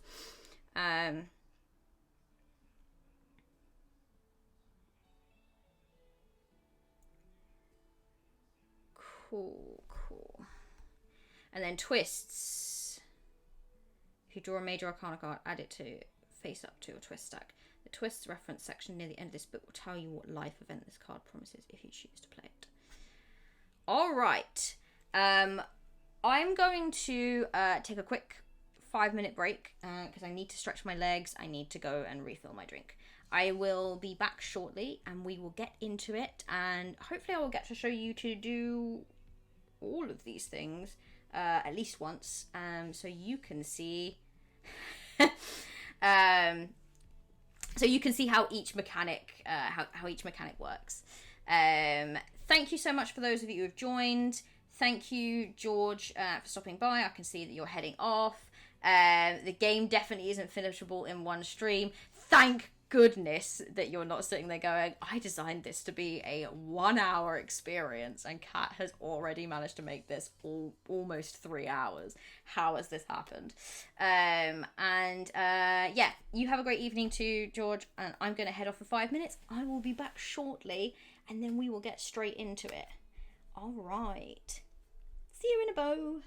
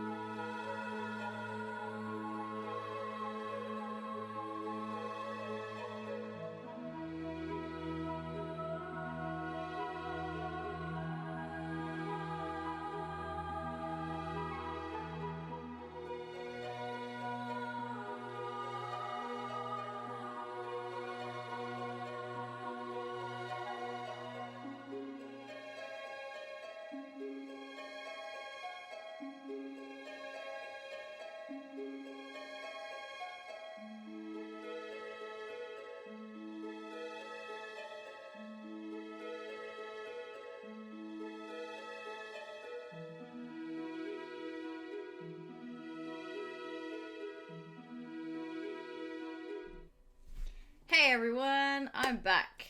Okay, so we are ready. We are just about ready to get into the mechanics of the game now. So I have. Let me pop up my writing screen. So I have obviously. I've started off with like our different stats that we have. I have Jude, Mika, and Jamie kind of figured out who they are personality-wise and the kind of things that they like. I have built up their life together with the 9 tarot card pull, the build a life spread, and I have made a note of some keepsakes, and these keepsakes can be used to personalize some traps, which we will be maybe shortly getting into. So now I get to draw 3 cards, which I will do at random. Hello, Mia Sanfeng, am I saying that right? I noticed that you popped in just while I was on my break. Thank you so much for joining. I'm playing Jude's World. It's a solo journaling game by Everest Burke of Buttonkin Games, and it is essentially the film The Parent Trap in game form, and I will be journaling as Jude, a very precocious 12-year-old who is trying to get their parents back together. So I have picked 3 cards, and my 3 cards are, let's show you all. My 3 cards are the Queen of Wands, Justice, and the Knight of Cups. So that is so the Queen of Wands and the Knight of Cups are court cards, so they would represent accomplices or foils, and Justice is a twist card because it is part of the major arcana. I don't currently have any accomplices and foils, and I feel like it's a good idea to start collecting them.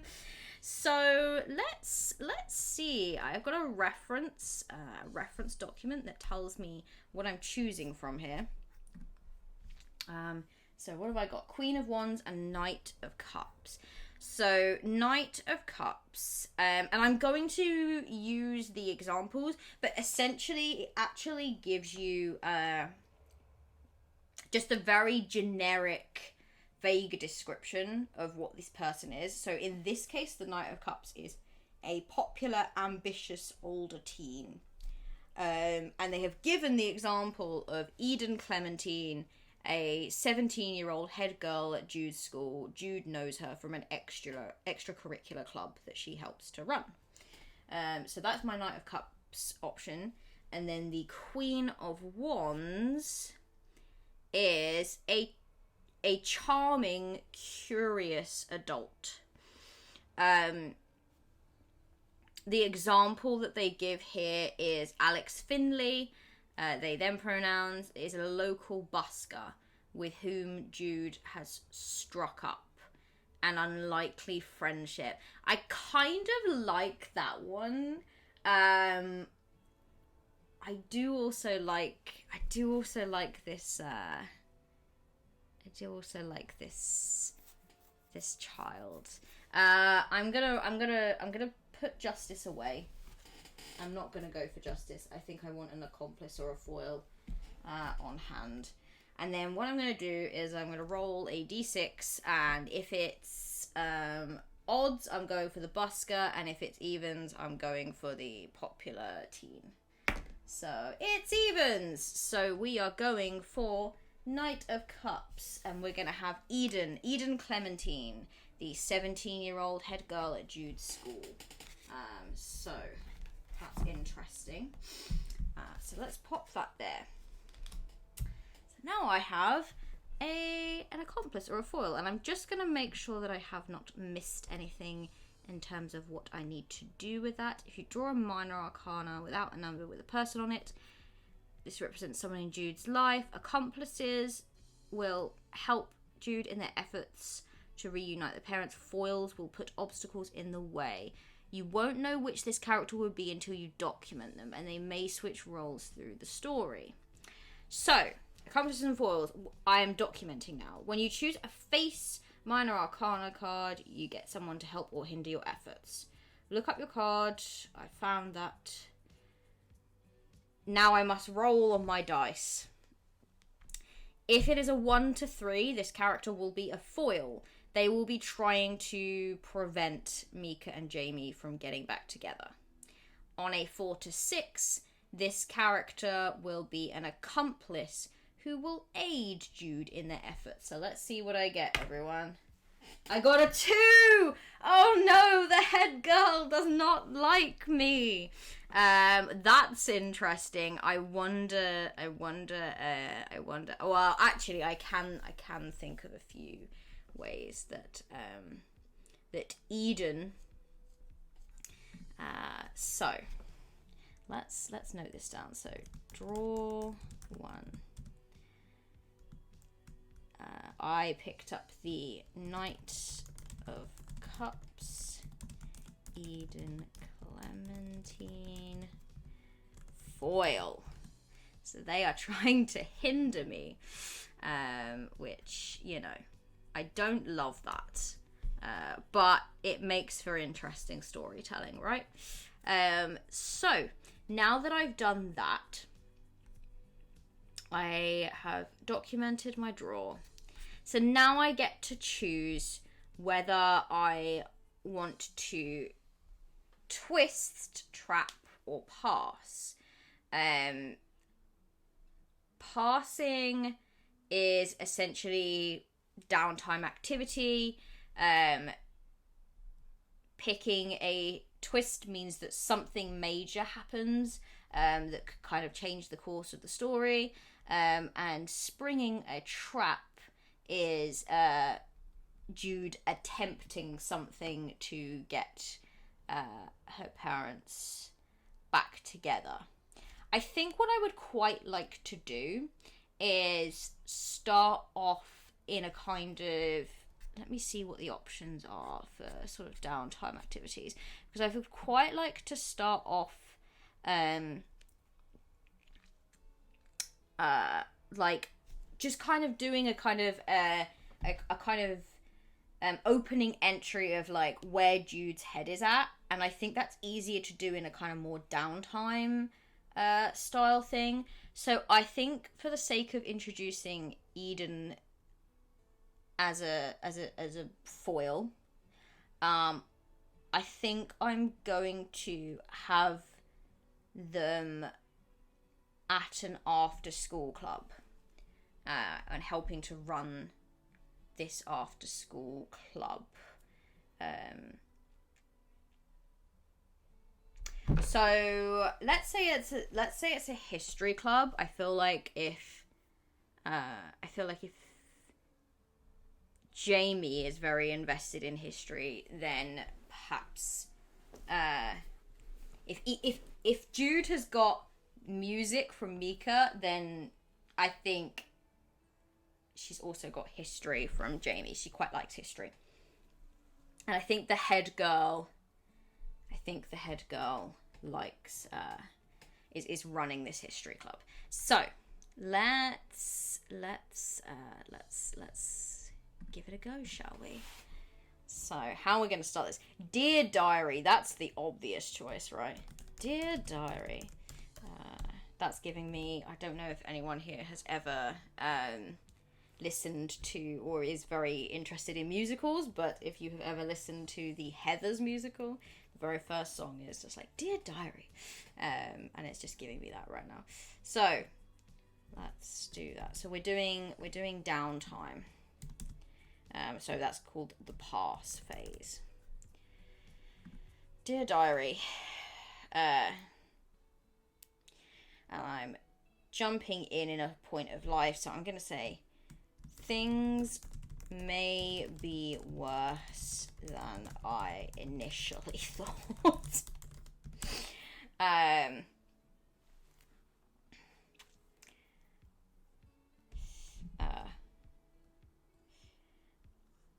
I knew that something was up between Mum and Dad. I mean, Mum moved out.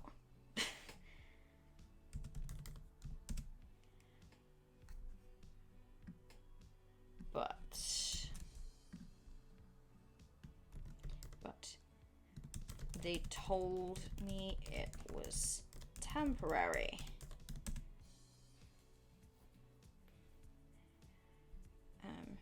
Just while Mum is chasing some promotion.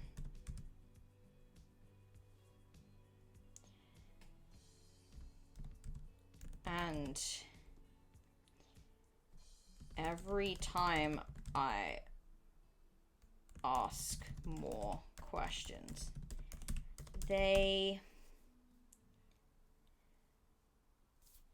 clam up.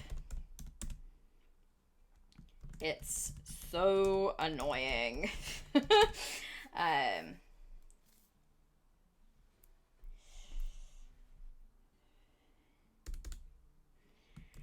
This evening, though,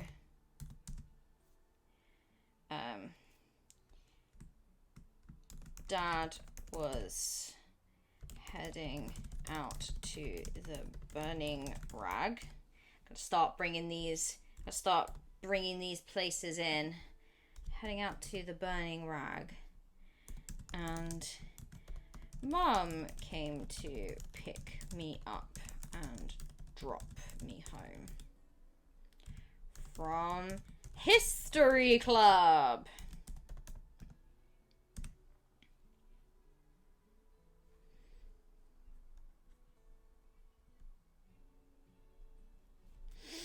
Eden was being her usual snobby self.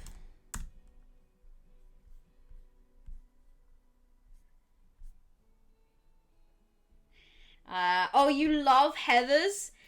Oh, good. What a great reference then. Dear Diary. Okay. Now I want to sing it. I need to not just burst into song on stream. Eden was being her usual snobby self, but she had this real attitude on her.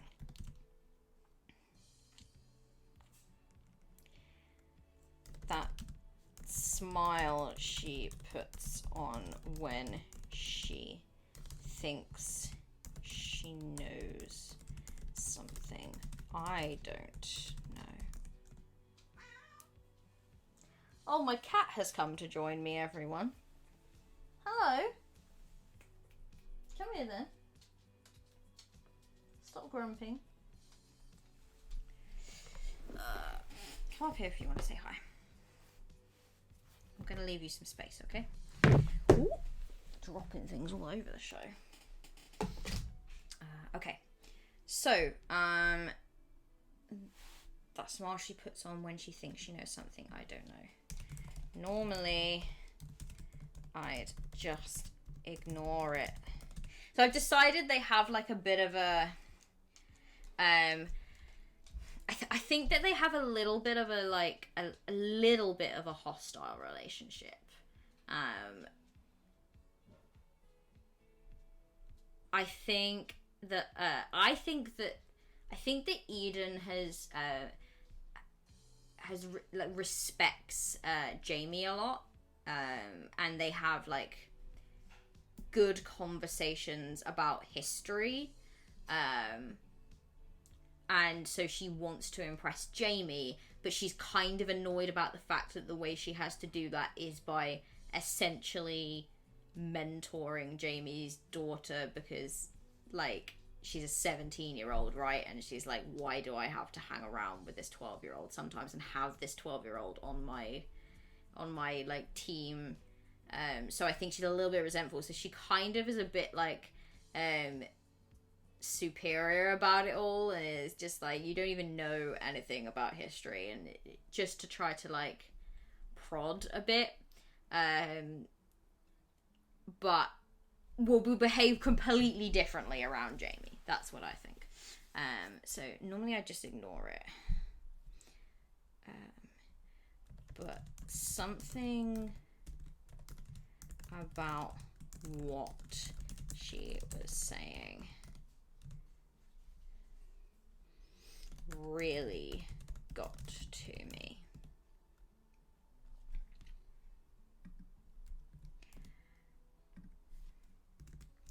Normally, Mum pulls her aside to ask about my progress.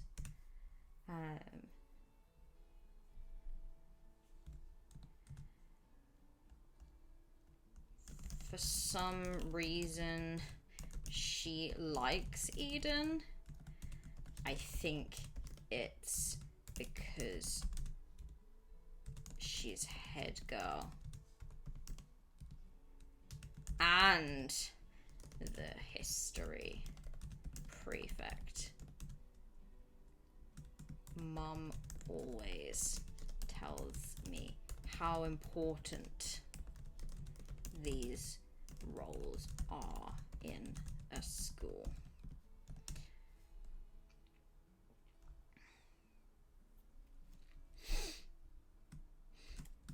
I overheard them talking tonight,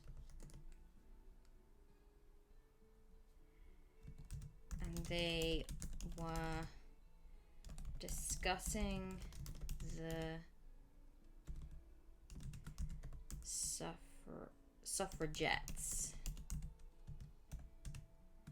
I know Mum has been reading about them, but she talked about... do you know what? I feel like Eden might low-key have a little bit of a crush on Jamie. I feel like that might be it. I know Mom has been reading about them, but she talked about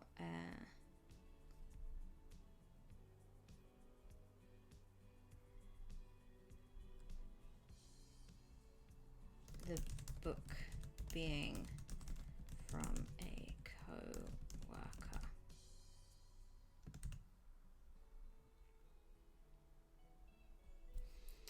Sure, the book being from a co-worker, and how that co-worker said she could do better. And Eden agreed with her.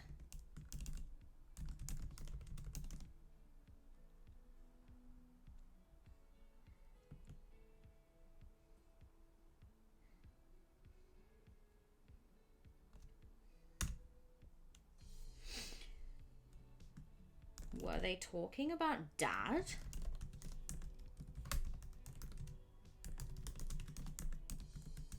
About me?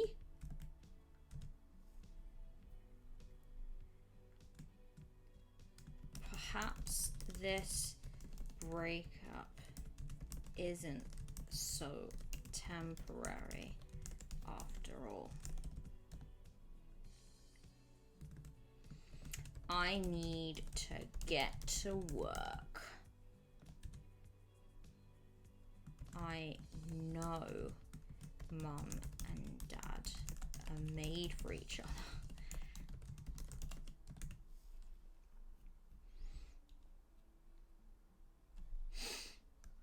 We used to have such fun when I was a kid. Because of course she wouldn't consider herself a kid right now. We can have fun like that again.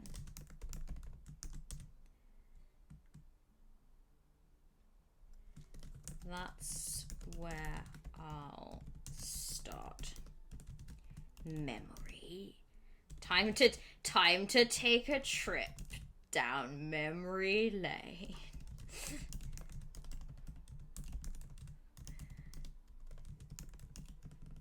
Alright. Did Ari, things may be worse than I initially thought. I knew something was up between Mum and Dad. I mean, Mum moved out, but they told me it was temporary. Just while Mum is chasing some promotion, and every time I ask more questions, they clam up. It's so annoying. This evening, though, Dad was heading out to the burning rag, and Mum came to pick me up and drop me home from history club.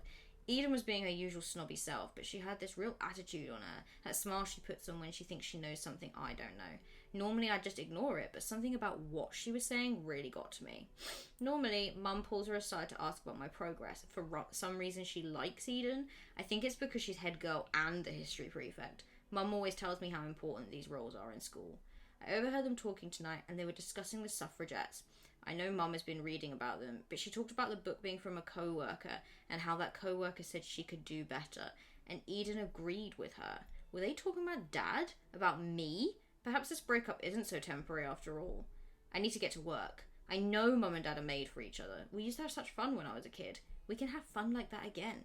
That's where I'll start. Time to take a trip down memory lane. Alright. So that's kind of how, like, if you pass, if you don't spring a trap or introduce a twist, how that works.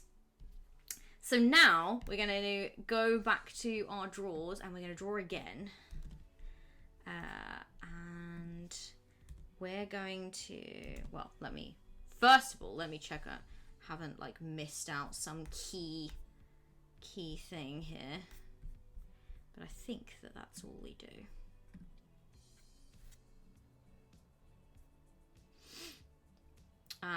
Right, pass. Yep, I wrote a downtime type thing. And then back to the beginning. Draw 3 cards. Okay, so let's do that. Let's draw 1, 2, 3. Okay, let's see what we get. I have got the Queen of Cups, the Empress, and the 8 of Discs. So that's actually 3 separate things. So the Queen of Cups is another foil or accomplice, so another person basically. The Empress is a twist card, and the 8 of Discs is another keepsake. So I'm gonna check what all of these things are, and then we can decide which I think is better. So the 8 of Cups is a... Oh, 8 of Discs. Sorry, I had a moment there. I was like, did I get that wrong?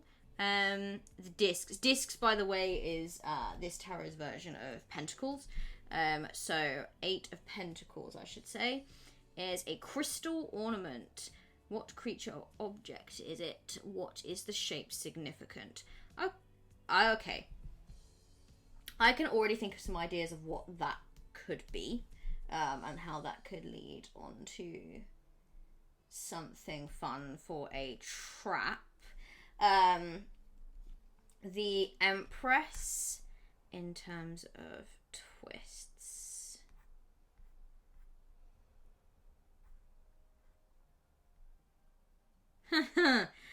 Alright. I guess given the picture, that shouldn't surprise me. I'm gonna keep that to myself for now because I'm probably not gonna go for that one, but we'll see. And then the Queen of Cups. So who would that represent? A nurturing spiritual adult. Example, Raphael Gilbert, an aging hippie and aromatherapist who's a friend of both Mika and Jamie. Oh, you know this this could be the unreliable friend, you know. This could be the unreliable friend, though that definitely feels more like a Mika friend than a Mika and Jamie friend. But, you know, you can kind of flavor it how you want. So I could go Raphael, Raph for short, or I could go for this crystal ornament. Again, I'm going to do it like this way. odds is going to be Raphael, and evens is going to be the ornament. And I think I'm going to put this twist card back for now. So let's see. Odds is Raphael. Evens. Evens is the ornament. Okay, so I'm keeping this keepsake, and sorry, Raph, you're heading back into the pack. Let's pop you here. So let's put this. This is going to come here, and this this ornament, I think. So what did I get? 8 of discs. 8 of discs.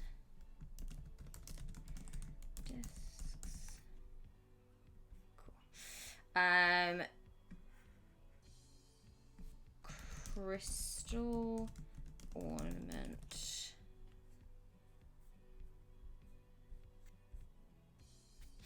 And what did I say? It was pentacles, right?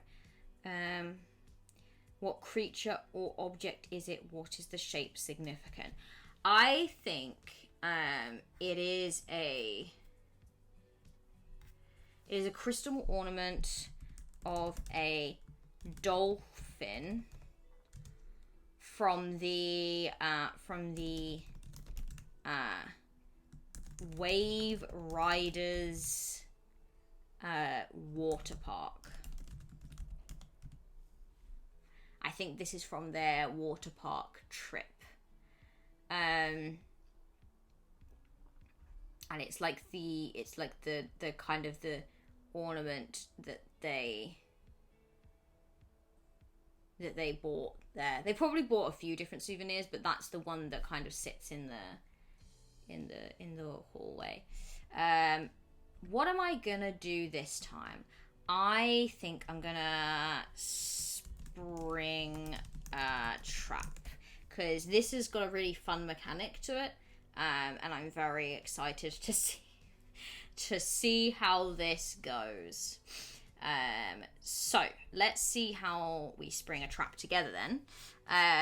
To spring a trap, you need 3 keepsake cards. I have 4, which you'll sacrifice and send to the discard pile. Interesting. Plus 1 major arcana from your twist stack. Okay, so you have to have built a bit of a pile to spring a trap.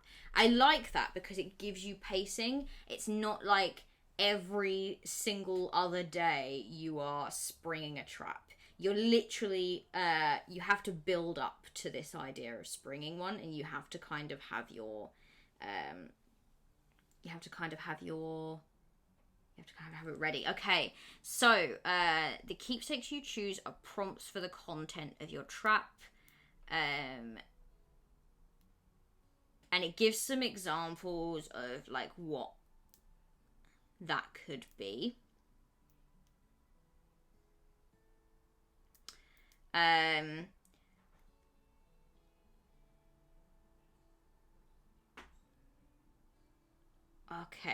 Okay, so do I have to use all of them, or I know I have to sacrifice 3. I'll remind myself in a minute what keepsakes I actually have. Once I've kind of chosen what my trap is going to be, I will roll to see if I manage to get this trap going. If I succeed, I have some. I'm gonna also say it is quite looking at the numbers. It is quite difficult to succeed, which I guess is very. Again, I've not watched the film, but that sounds very Parent Trap style Disney. Kind of oh no, more misunderstandings and chaos ensues. It's really quite difficult to actually get just a full-on success. So I think that that's really interesting, because this is not a game where it's easy to get your parents back together. And actually that's what leads me to think that this is a really cool game to be playing if you want to really emotionally deep dive, which I'm not going to get time to do tonight, but just to kind of give you an idea. So let's have a look at the keepsakes. Let's have a look at the keepsakes that I have and see. So I have a crystal ornament of a dolphin from the Wave Riders water park. I have a book from the Suffragettes book. Okay. I have the hoodie.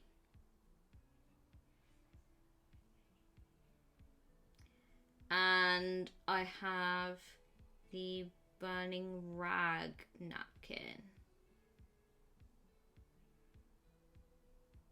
Okay. Book, burning rag napkin, hoodie, and thing. And then I think that your foils and your accomplices can also kind of like add to your score or subtract from it, so they might get involved in some way, which again is really interesting. So I think what I'll do, let me pick out the 3 I want to sacrifice. I think I'm gonna go with, I'm probably going to head towards like a trying to, we're going to take a trip down memory lane, right? So I think I'm going to go towards like a reminiscing style thing, which says to me that I think I'm going to end up sacrificing the burning rag. So the book was the 6 of Swords, right? So that's going to stay. So it's going to be the burning rag, the hoodie, and the crystal ornament, because they're like memories.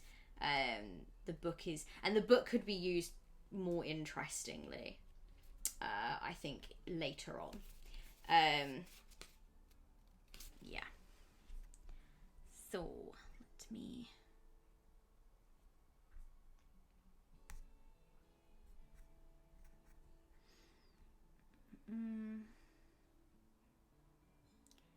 Three keepsake cards to sacrifice. Yes. So, if I'm remembering correctly, 8 of Cups is the napkin. The 10 of Wands is the hoodie. And I know that the 8 of Pentacles is the crystal ornament I literally just got.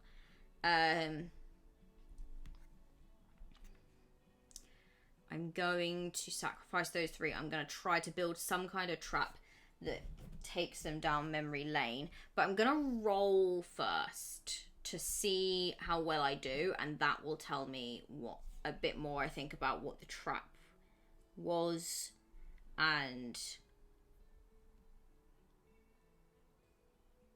how it went, how it worked. So, to find out how your trap went, roll 2d6. Take note of the result.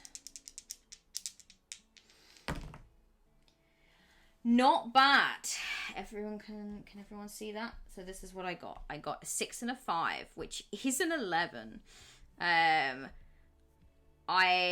have got 1 foil. And what it says to do is to take your accomplices and foils and sort of shuffle them and draw 1 at random. If you draw a foil, you subtract 1 from the dice total. If you draw an accomplice, you add 1. Because I can only draw a foil, I'm going to have to subtract 1. Which brings me... Goodness damn it, that brings me from a full success, which would have marked 1 heart. The fact that I'm so invested in this now already, it brings me down to a partial success. I get to choose an outcome.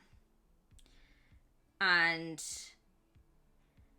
the outcome is that I can choose a heart. So I can basically I get to choose between these three things. Mark one heart, and an accomplice becomes a foil.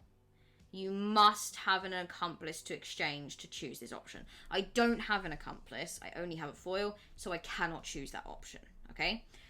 I could choose to mark one heart and one scar, or I could choose to just mark no hearts, which basically means that this was all for naught.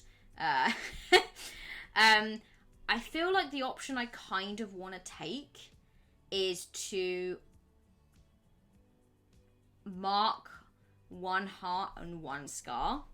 And what that will mean is it will bring...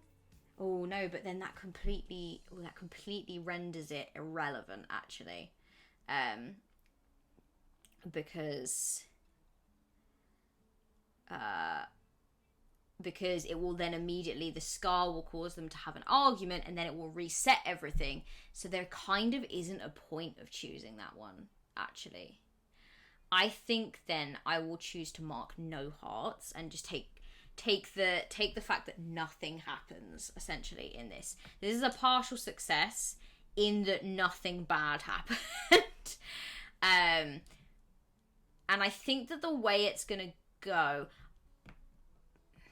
I think that because Jude is a nervous chatterbox, the way that this is a partial success is that it does cause her parents to reminisce a bit and to kind of see these memories and think back on them, and not necessarily think back on them badly.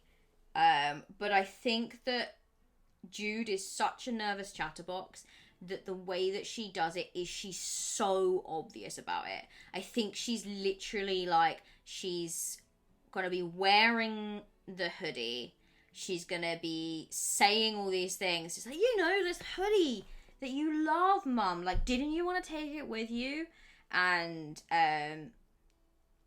picking up this ornament and being like, hey, do you remember when? And I think it's gonna be so obvious that, like, the parents are going to kind of pick up on it immediately. And it's not going to necessarily be something that they'll respond negatively to, but it will make them uncomfortable. So while they're not responding to the memories negatively, they're a bit uncomfortable because they're realizing that perhaps the front that they're putting on, that everything is okay, is not working anymore. And they need to have a conversation now, you know, about what that means. So let's write something. Okay, I've not got huge amounts of time left, so let's write something up. This is draw 2, actually.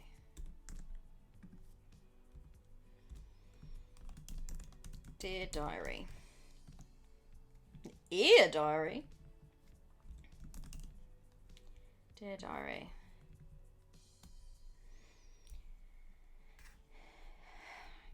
I came up with what I thought was the perfect plan. We have so many things lying around the house. When Mum dropped me home,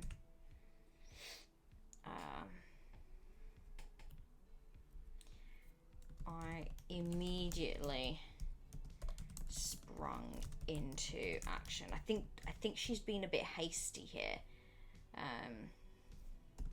Immediately sprung into action.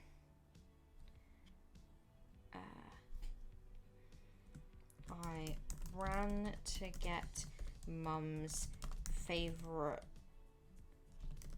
hoodie and it is her favorite. So I've no idea why she left it behind. In fact, I told her as much.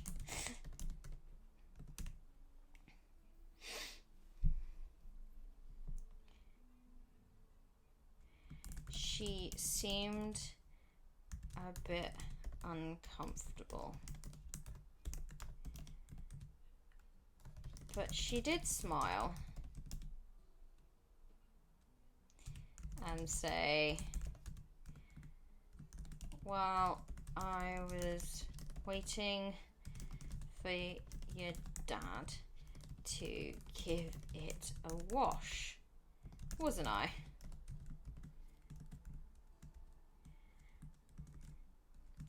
Dad smiled too. Come on, Jay.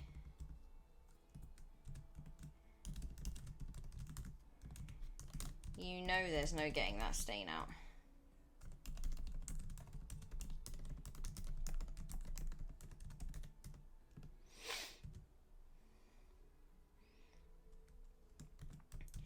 Unless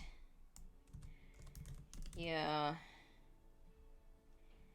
fancy new apartment has a better washing machine than ours. Fancy? Ha! She smiled a little wider, but she still looked uncomfortable.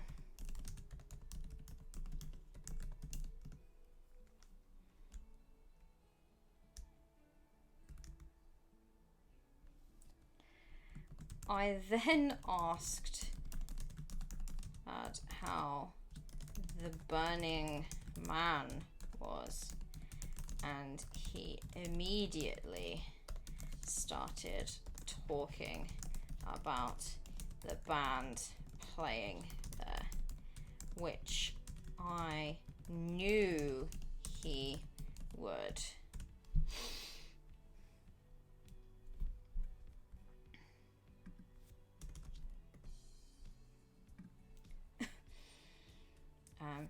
This seemed to work better than the hoodie idea until he mentioned that Uncle Raph was the drummer. Mum does not like Uncle Raph. She rolled her eyes and he got a bit moody about that.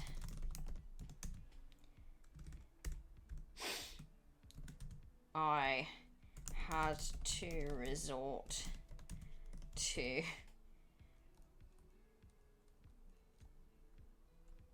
my secret weapon, the crystal dolphin.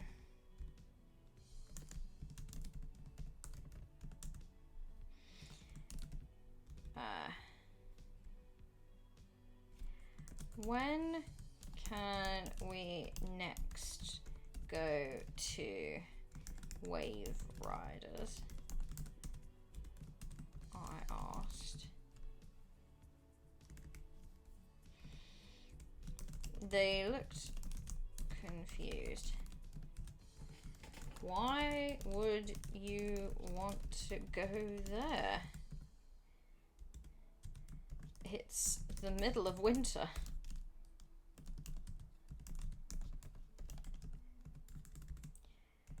We all had such fun. Remember the slide we went down like 100 times?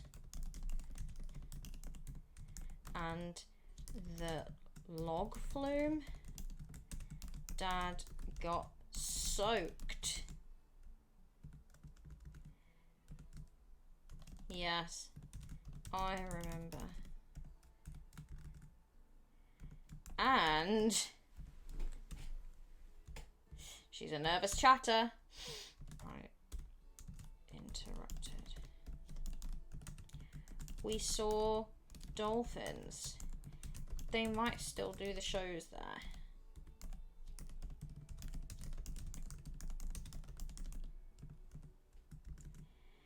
Mum and Dad gave each other a significant look.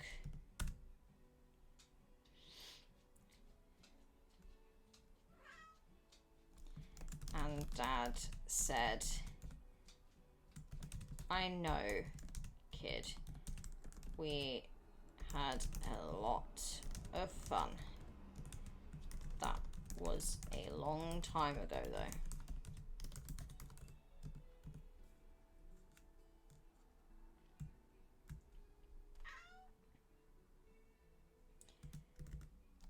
Mum looked sad for a moment.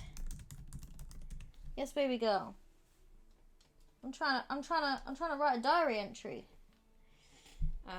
Mum looked sad for a moment, then told Dad she'd call him tomorrow.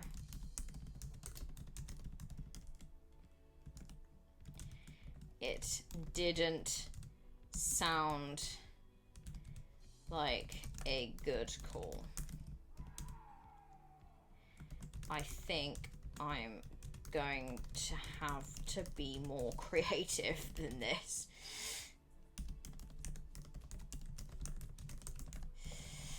All right, cool.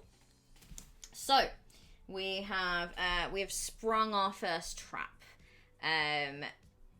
Let's okay, it is 11 p.m. now, but I do want to just try out this final significant twist and just see how we get on with that. So let's go for draw 3. Draw 3.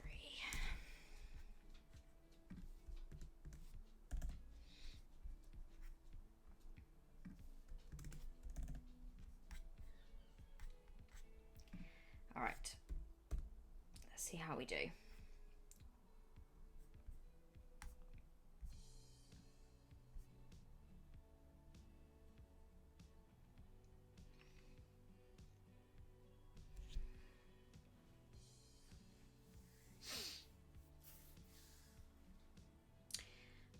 Okay. So, let's draw 3 cards. 1. Ooh. The world. Ooh, I've just realised I was actually supposed to sacrifice one of these twist cards as well. For the last one. I'm going to sacrifice I've already had a little read of them. So I'm going to sacrifice the High Priestess as well. There. So I've got the world, I've got the 3 of discs, and let's do this top one. The sun! Ooh, so I got 2 twists. That might be interesting to get another twist, because then I've got a few twists to choose from. So really, what I'm going to do, I'm going to say, let's not do this 3 of discs. Let's pop that back there. Choosing between the world and the sun, and let's see what these twists are. So okay, make a sacrifice for the sake of your family. I'm gonna go with the sun, I think, as my chosen twist. There.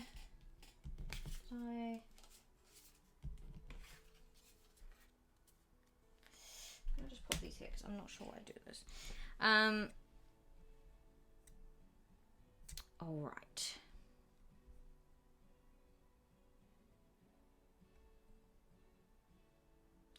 Okay, so pick a twist. Picking a twist means choosing to add a milestone life event to Jude's story, advancing them towards their goal of becoming a teenager. To pick a twist, take a major arcana card of your choice from the twist stack. Place this card face up in the Rebuild a Life spread and add 1 point to Jude's teen stat. Cool. So I have 3 to choose from. And I will now reveal what my twists are. So the Fool is run away from home for a night. The Magician is visit the new home of the parent who moved out. And the Sun is go on the best holiday of your life. I think I'm going to go with the Magician and visit Mum's new apartment, because I think that will be interesting to see how she's doing. And that's gonna, okay, so then that's gonna mark my first Rebuild a Life. So the Magician, I am going here.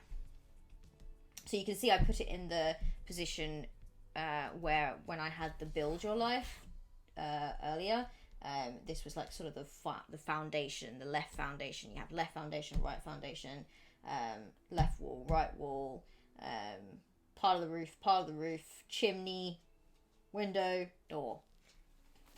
I think that's what they were called. So the Magician is making up the first part, and what happens is I will then add a point to Jude's teen stat. So place this card face up in the next vacant spot in your Rebuild a Life and add 1 point to Jude's teen stat. It's an interesting, because is the teen stat out of 7? Yeah, so my teen stat is that's interesting. My teen stat is out of 7, but I'm trying to. I guess if I try to, you don't end the game. You don't end the game when you reach total maturity. You end it when you rebuild your life. So you will get to 7 before you've completely rebuilt your life. Cool, got it. So I picked the Sun. I almost went for best holiday of your life. But I decided not to. Because I felt like, the best holiday of your life is possibly going to that water park again. Or something similar, and I feel like that would depend on how things are going, whether that would be a good one to go on, or if not there, then going with like a friend that I haven't met yet.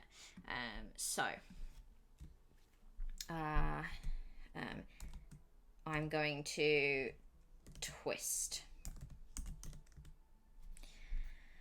All right, so let's do this. So I'm visiting Mum's new home. So this is probably a little later. So dear diary,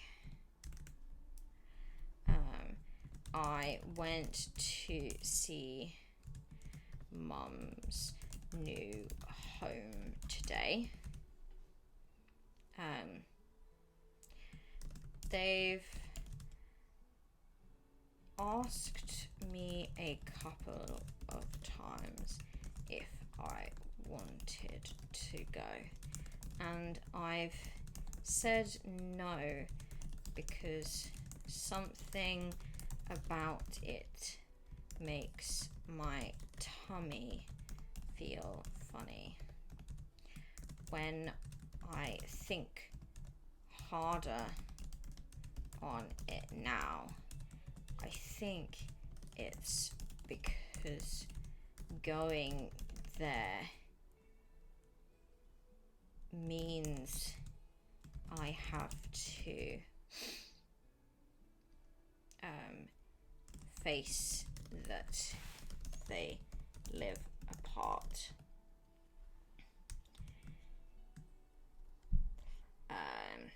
See, we're showing some growth here, we're showing some reflection. I think it's because going there means I have to face that they live apart. While I'm living at home and don't see the new flat, then it feels like Mum is just away on some fancy holiday.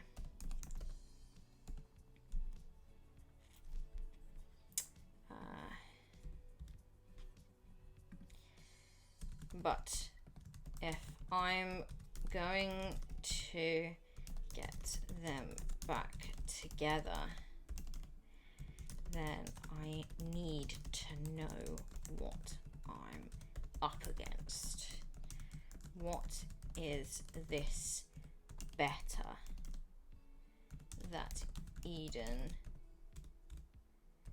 thinks Mum has in this new place?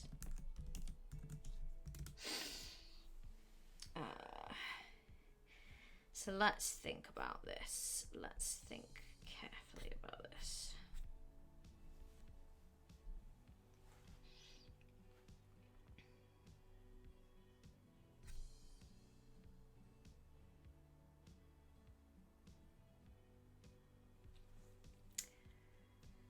When you do a twist, it's really just like it's just like a milestone event. It doesn't have to be like a huge deal. It just has to be like, this thing happened and this is how it made me feel. And I kind of I like this a lot because it kind of gives you like there's always moments in stories like this where just these kind of like everyday things are happening, and that's what the past part feels like, but they normally learn some information or some small thing happens that contributes to the wider story. And then the trap is like the, you know, the big part of like the comic hijinks or the spectacular catastrophe or whatever happens. They just all provide like a really different tone, but allowing the story to kind of ebb and flow in this way. I really enjoy that. I went to see Mum's new home today. They asked me a couple of times, blah, blah, blah, what is this better than Eden? Mum thinks that Eden thinks. Okay, so let's start. It's small. I shouldn't be surprised. It's not a house like we have. And ever since Mum went, the house feels too big. But this space is so much tinier than I thought it would be. That sort of hurts. It feels like there's no room for me here. I'm sleeping on an airbed in the living room.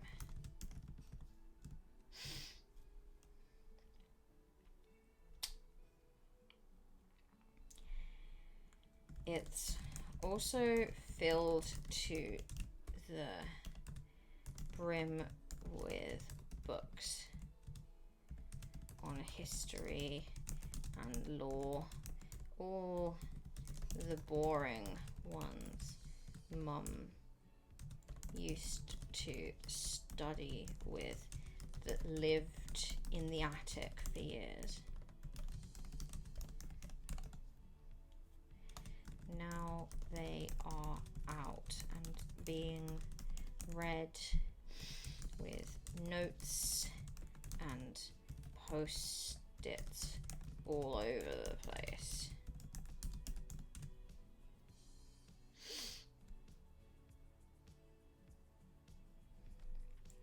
She took these dusty old books, but not Dad's hoodie. That hurts too.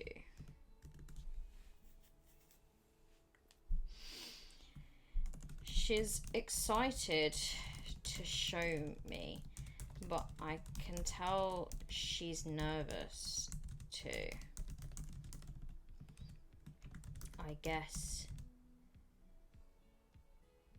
she might feel the same way that I did about it being more real like this.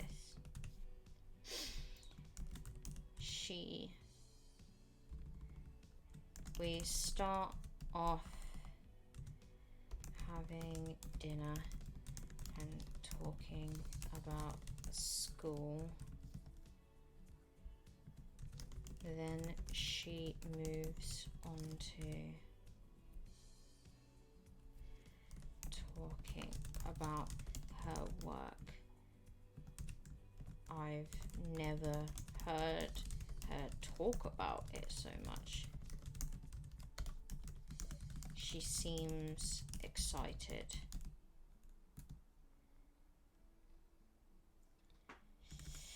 We only bring up Dad when she tells me we need to have a chat about the other night with the hoodie and the dolphin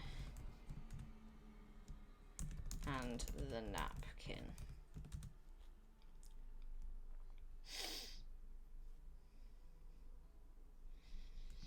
I was so mad when I heard her talking about all this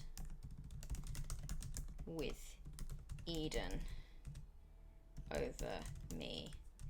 But now, as she confirms that things are a fair bit worse than I first thought, I wish I still didn't know any of it. That hurts the most. All right. Cool. So, as I said, I'm not going to be able to play the rest of this game out on, certainly not in this stream. I think we have done a good job. Do you know what? Let's pop it back onto writing so you can see. Let's do this.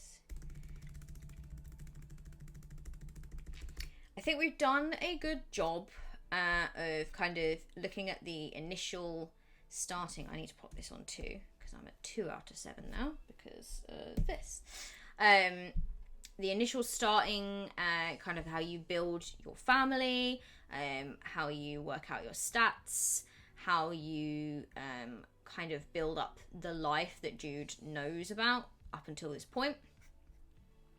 And then your starting setup. And then I have shown off essentially the 3 moves you can make on each turn.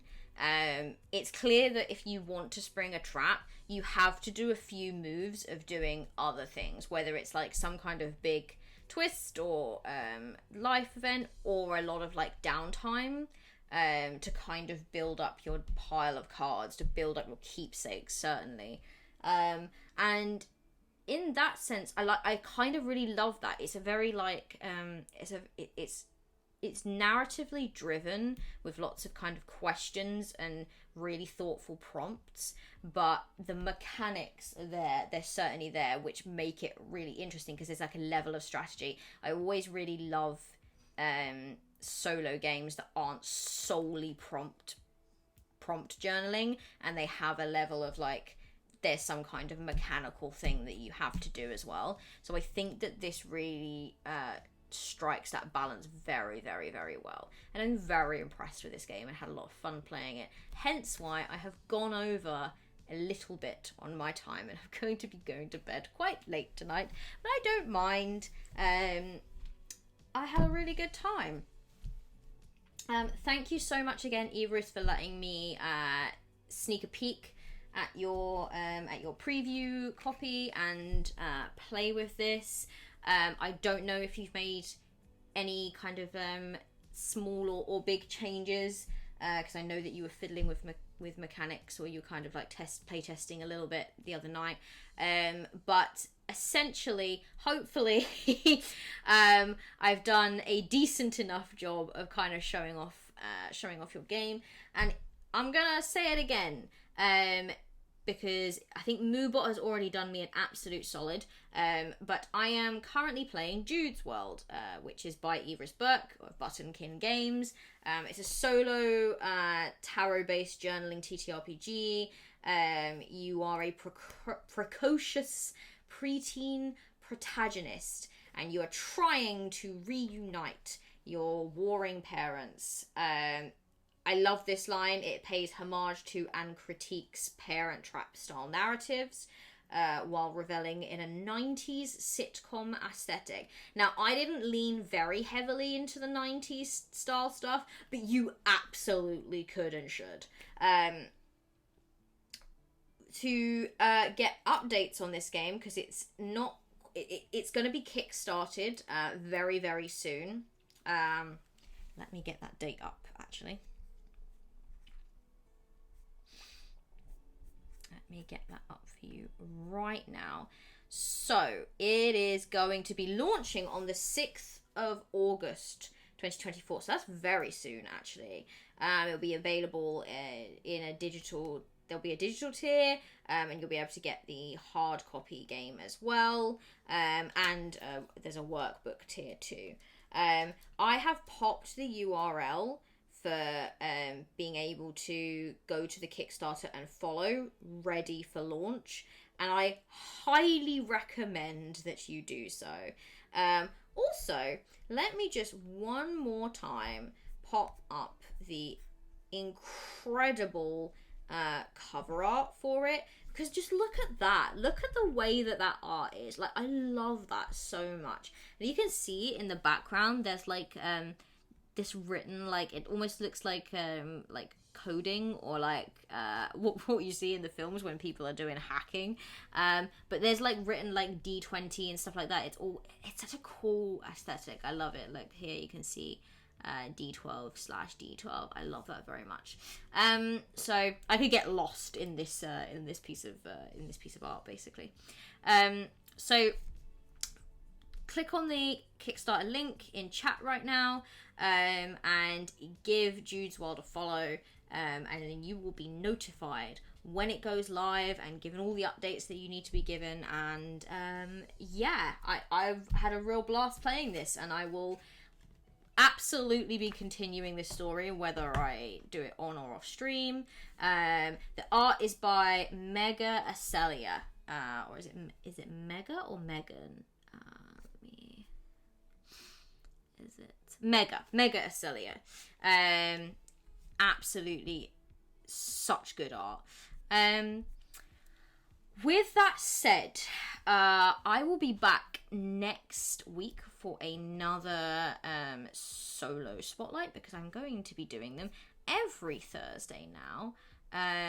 My current plan is to be streaming, let's see what I've got here on the clock,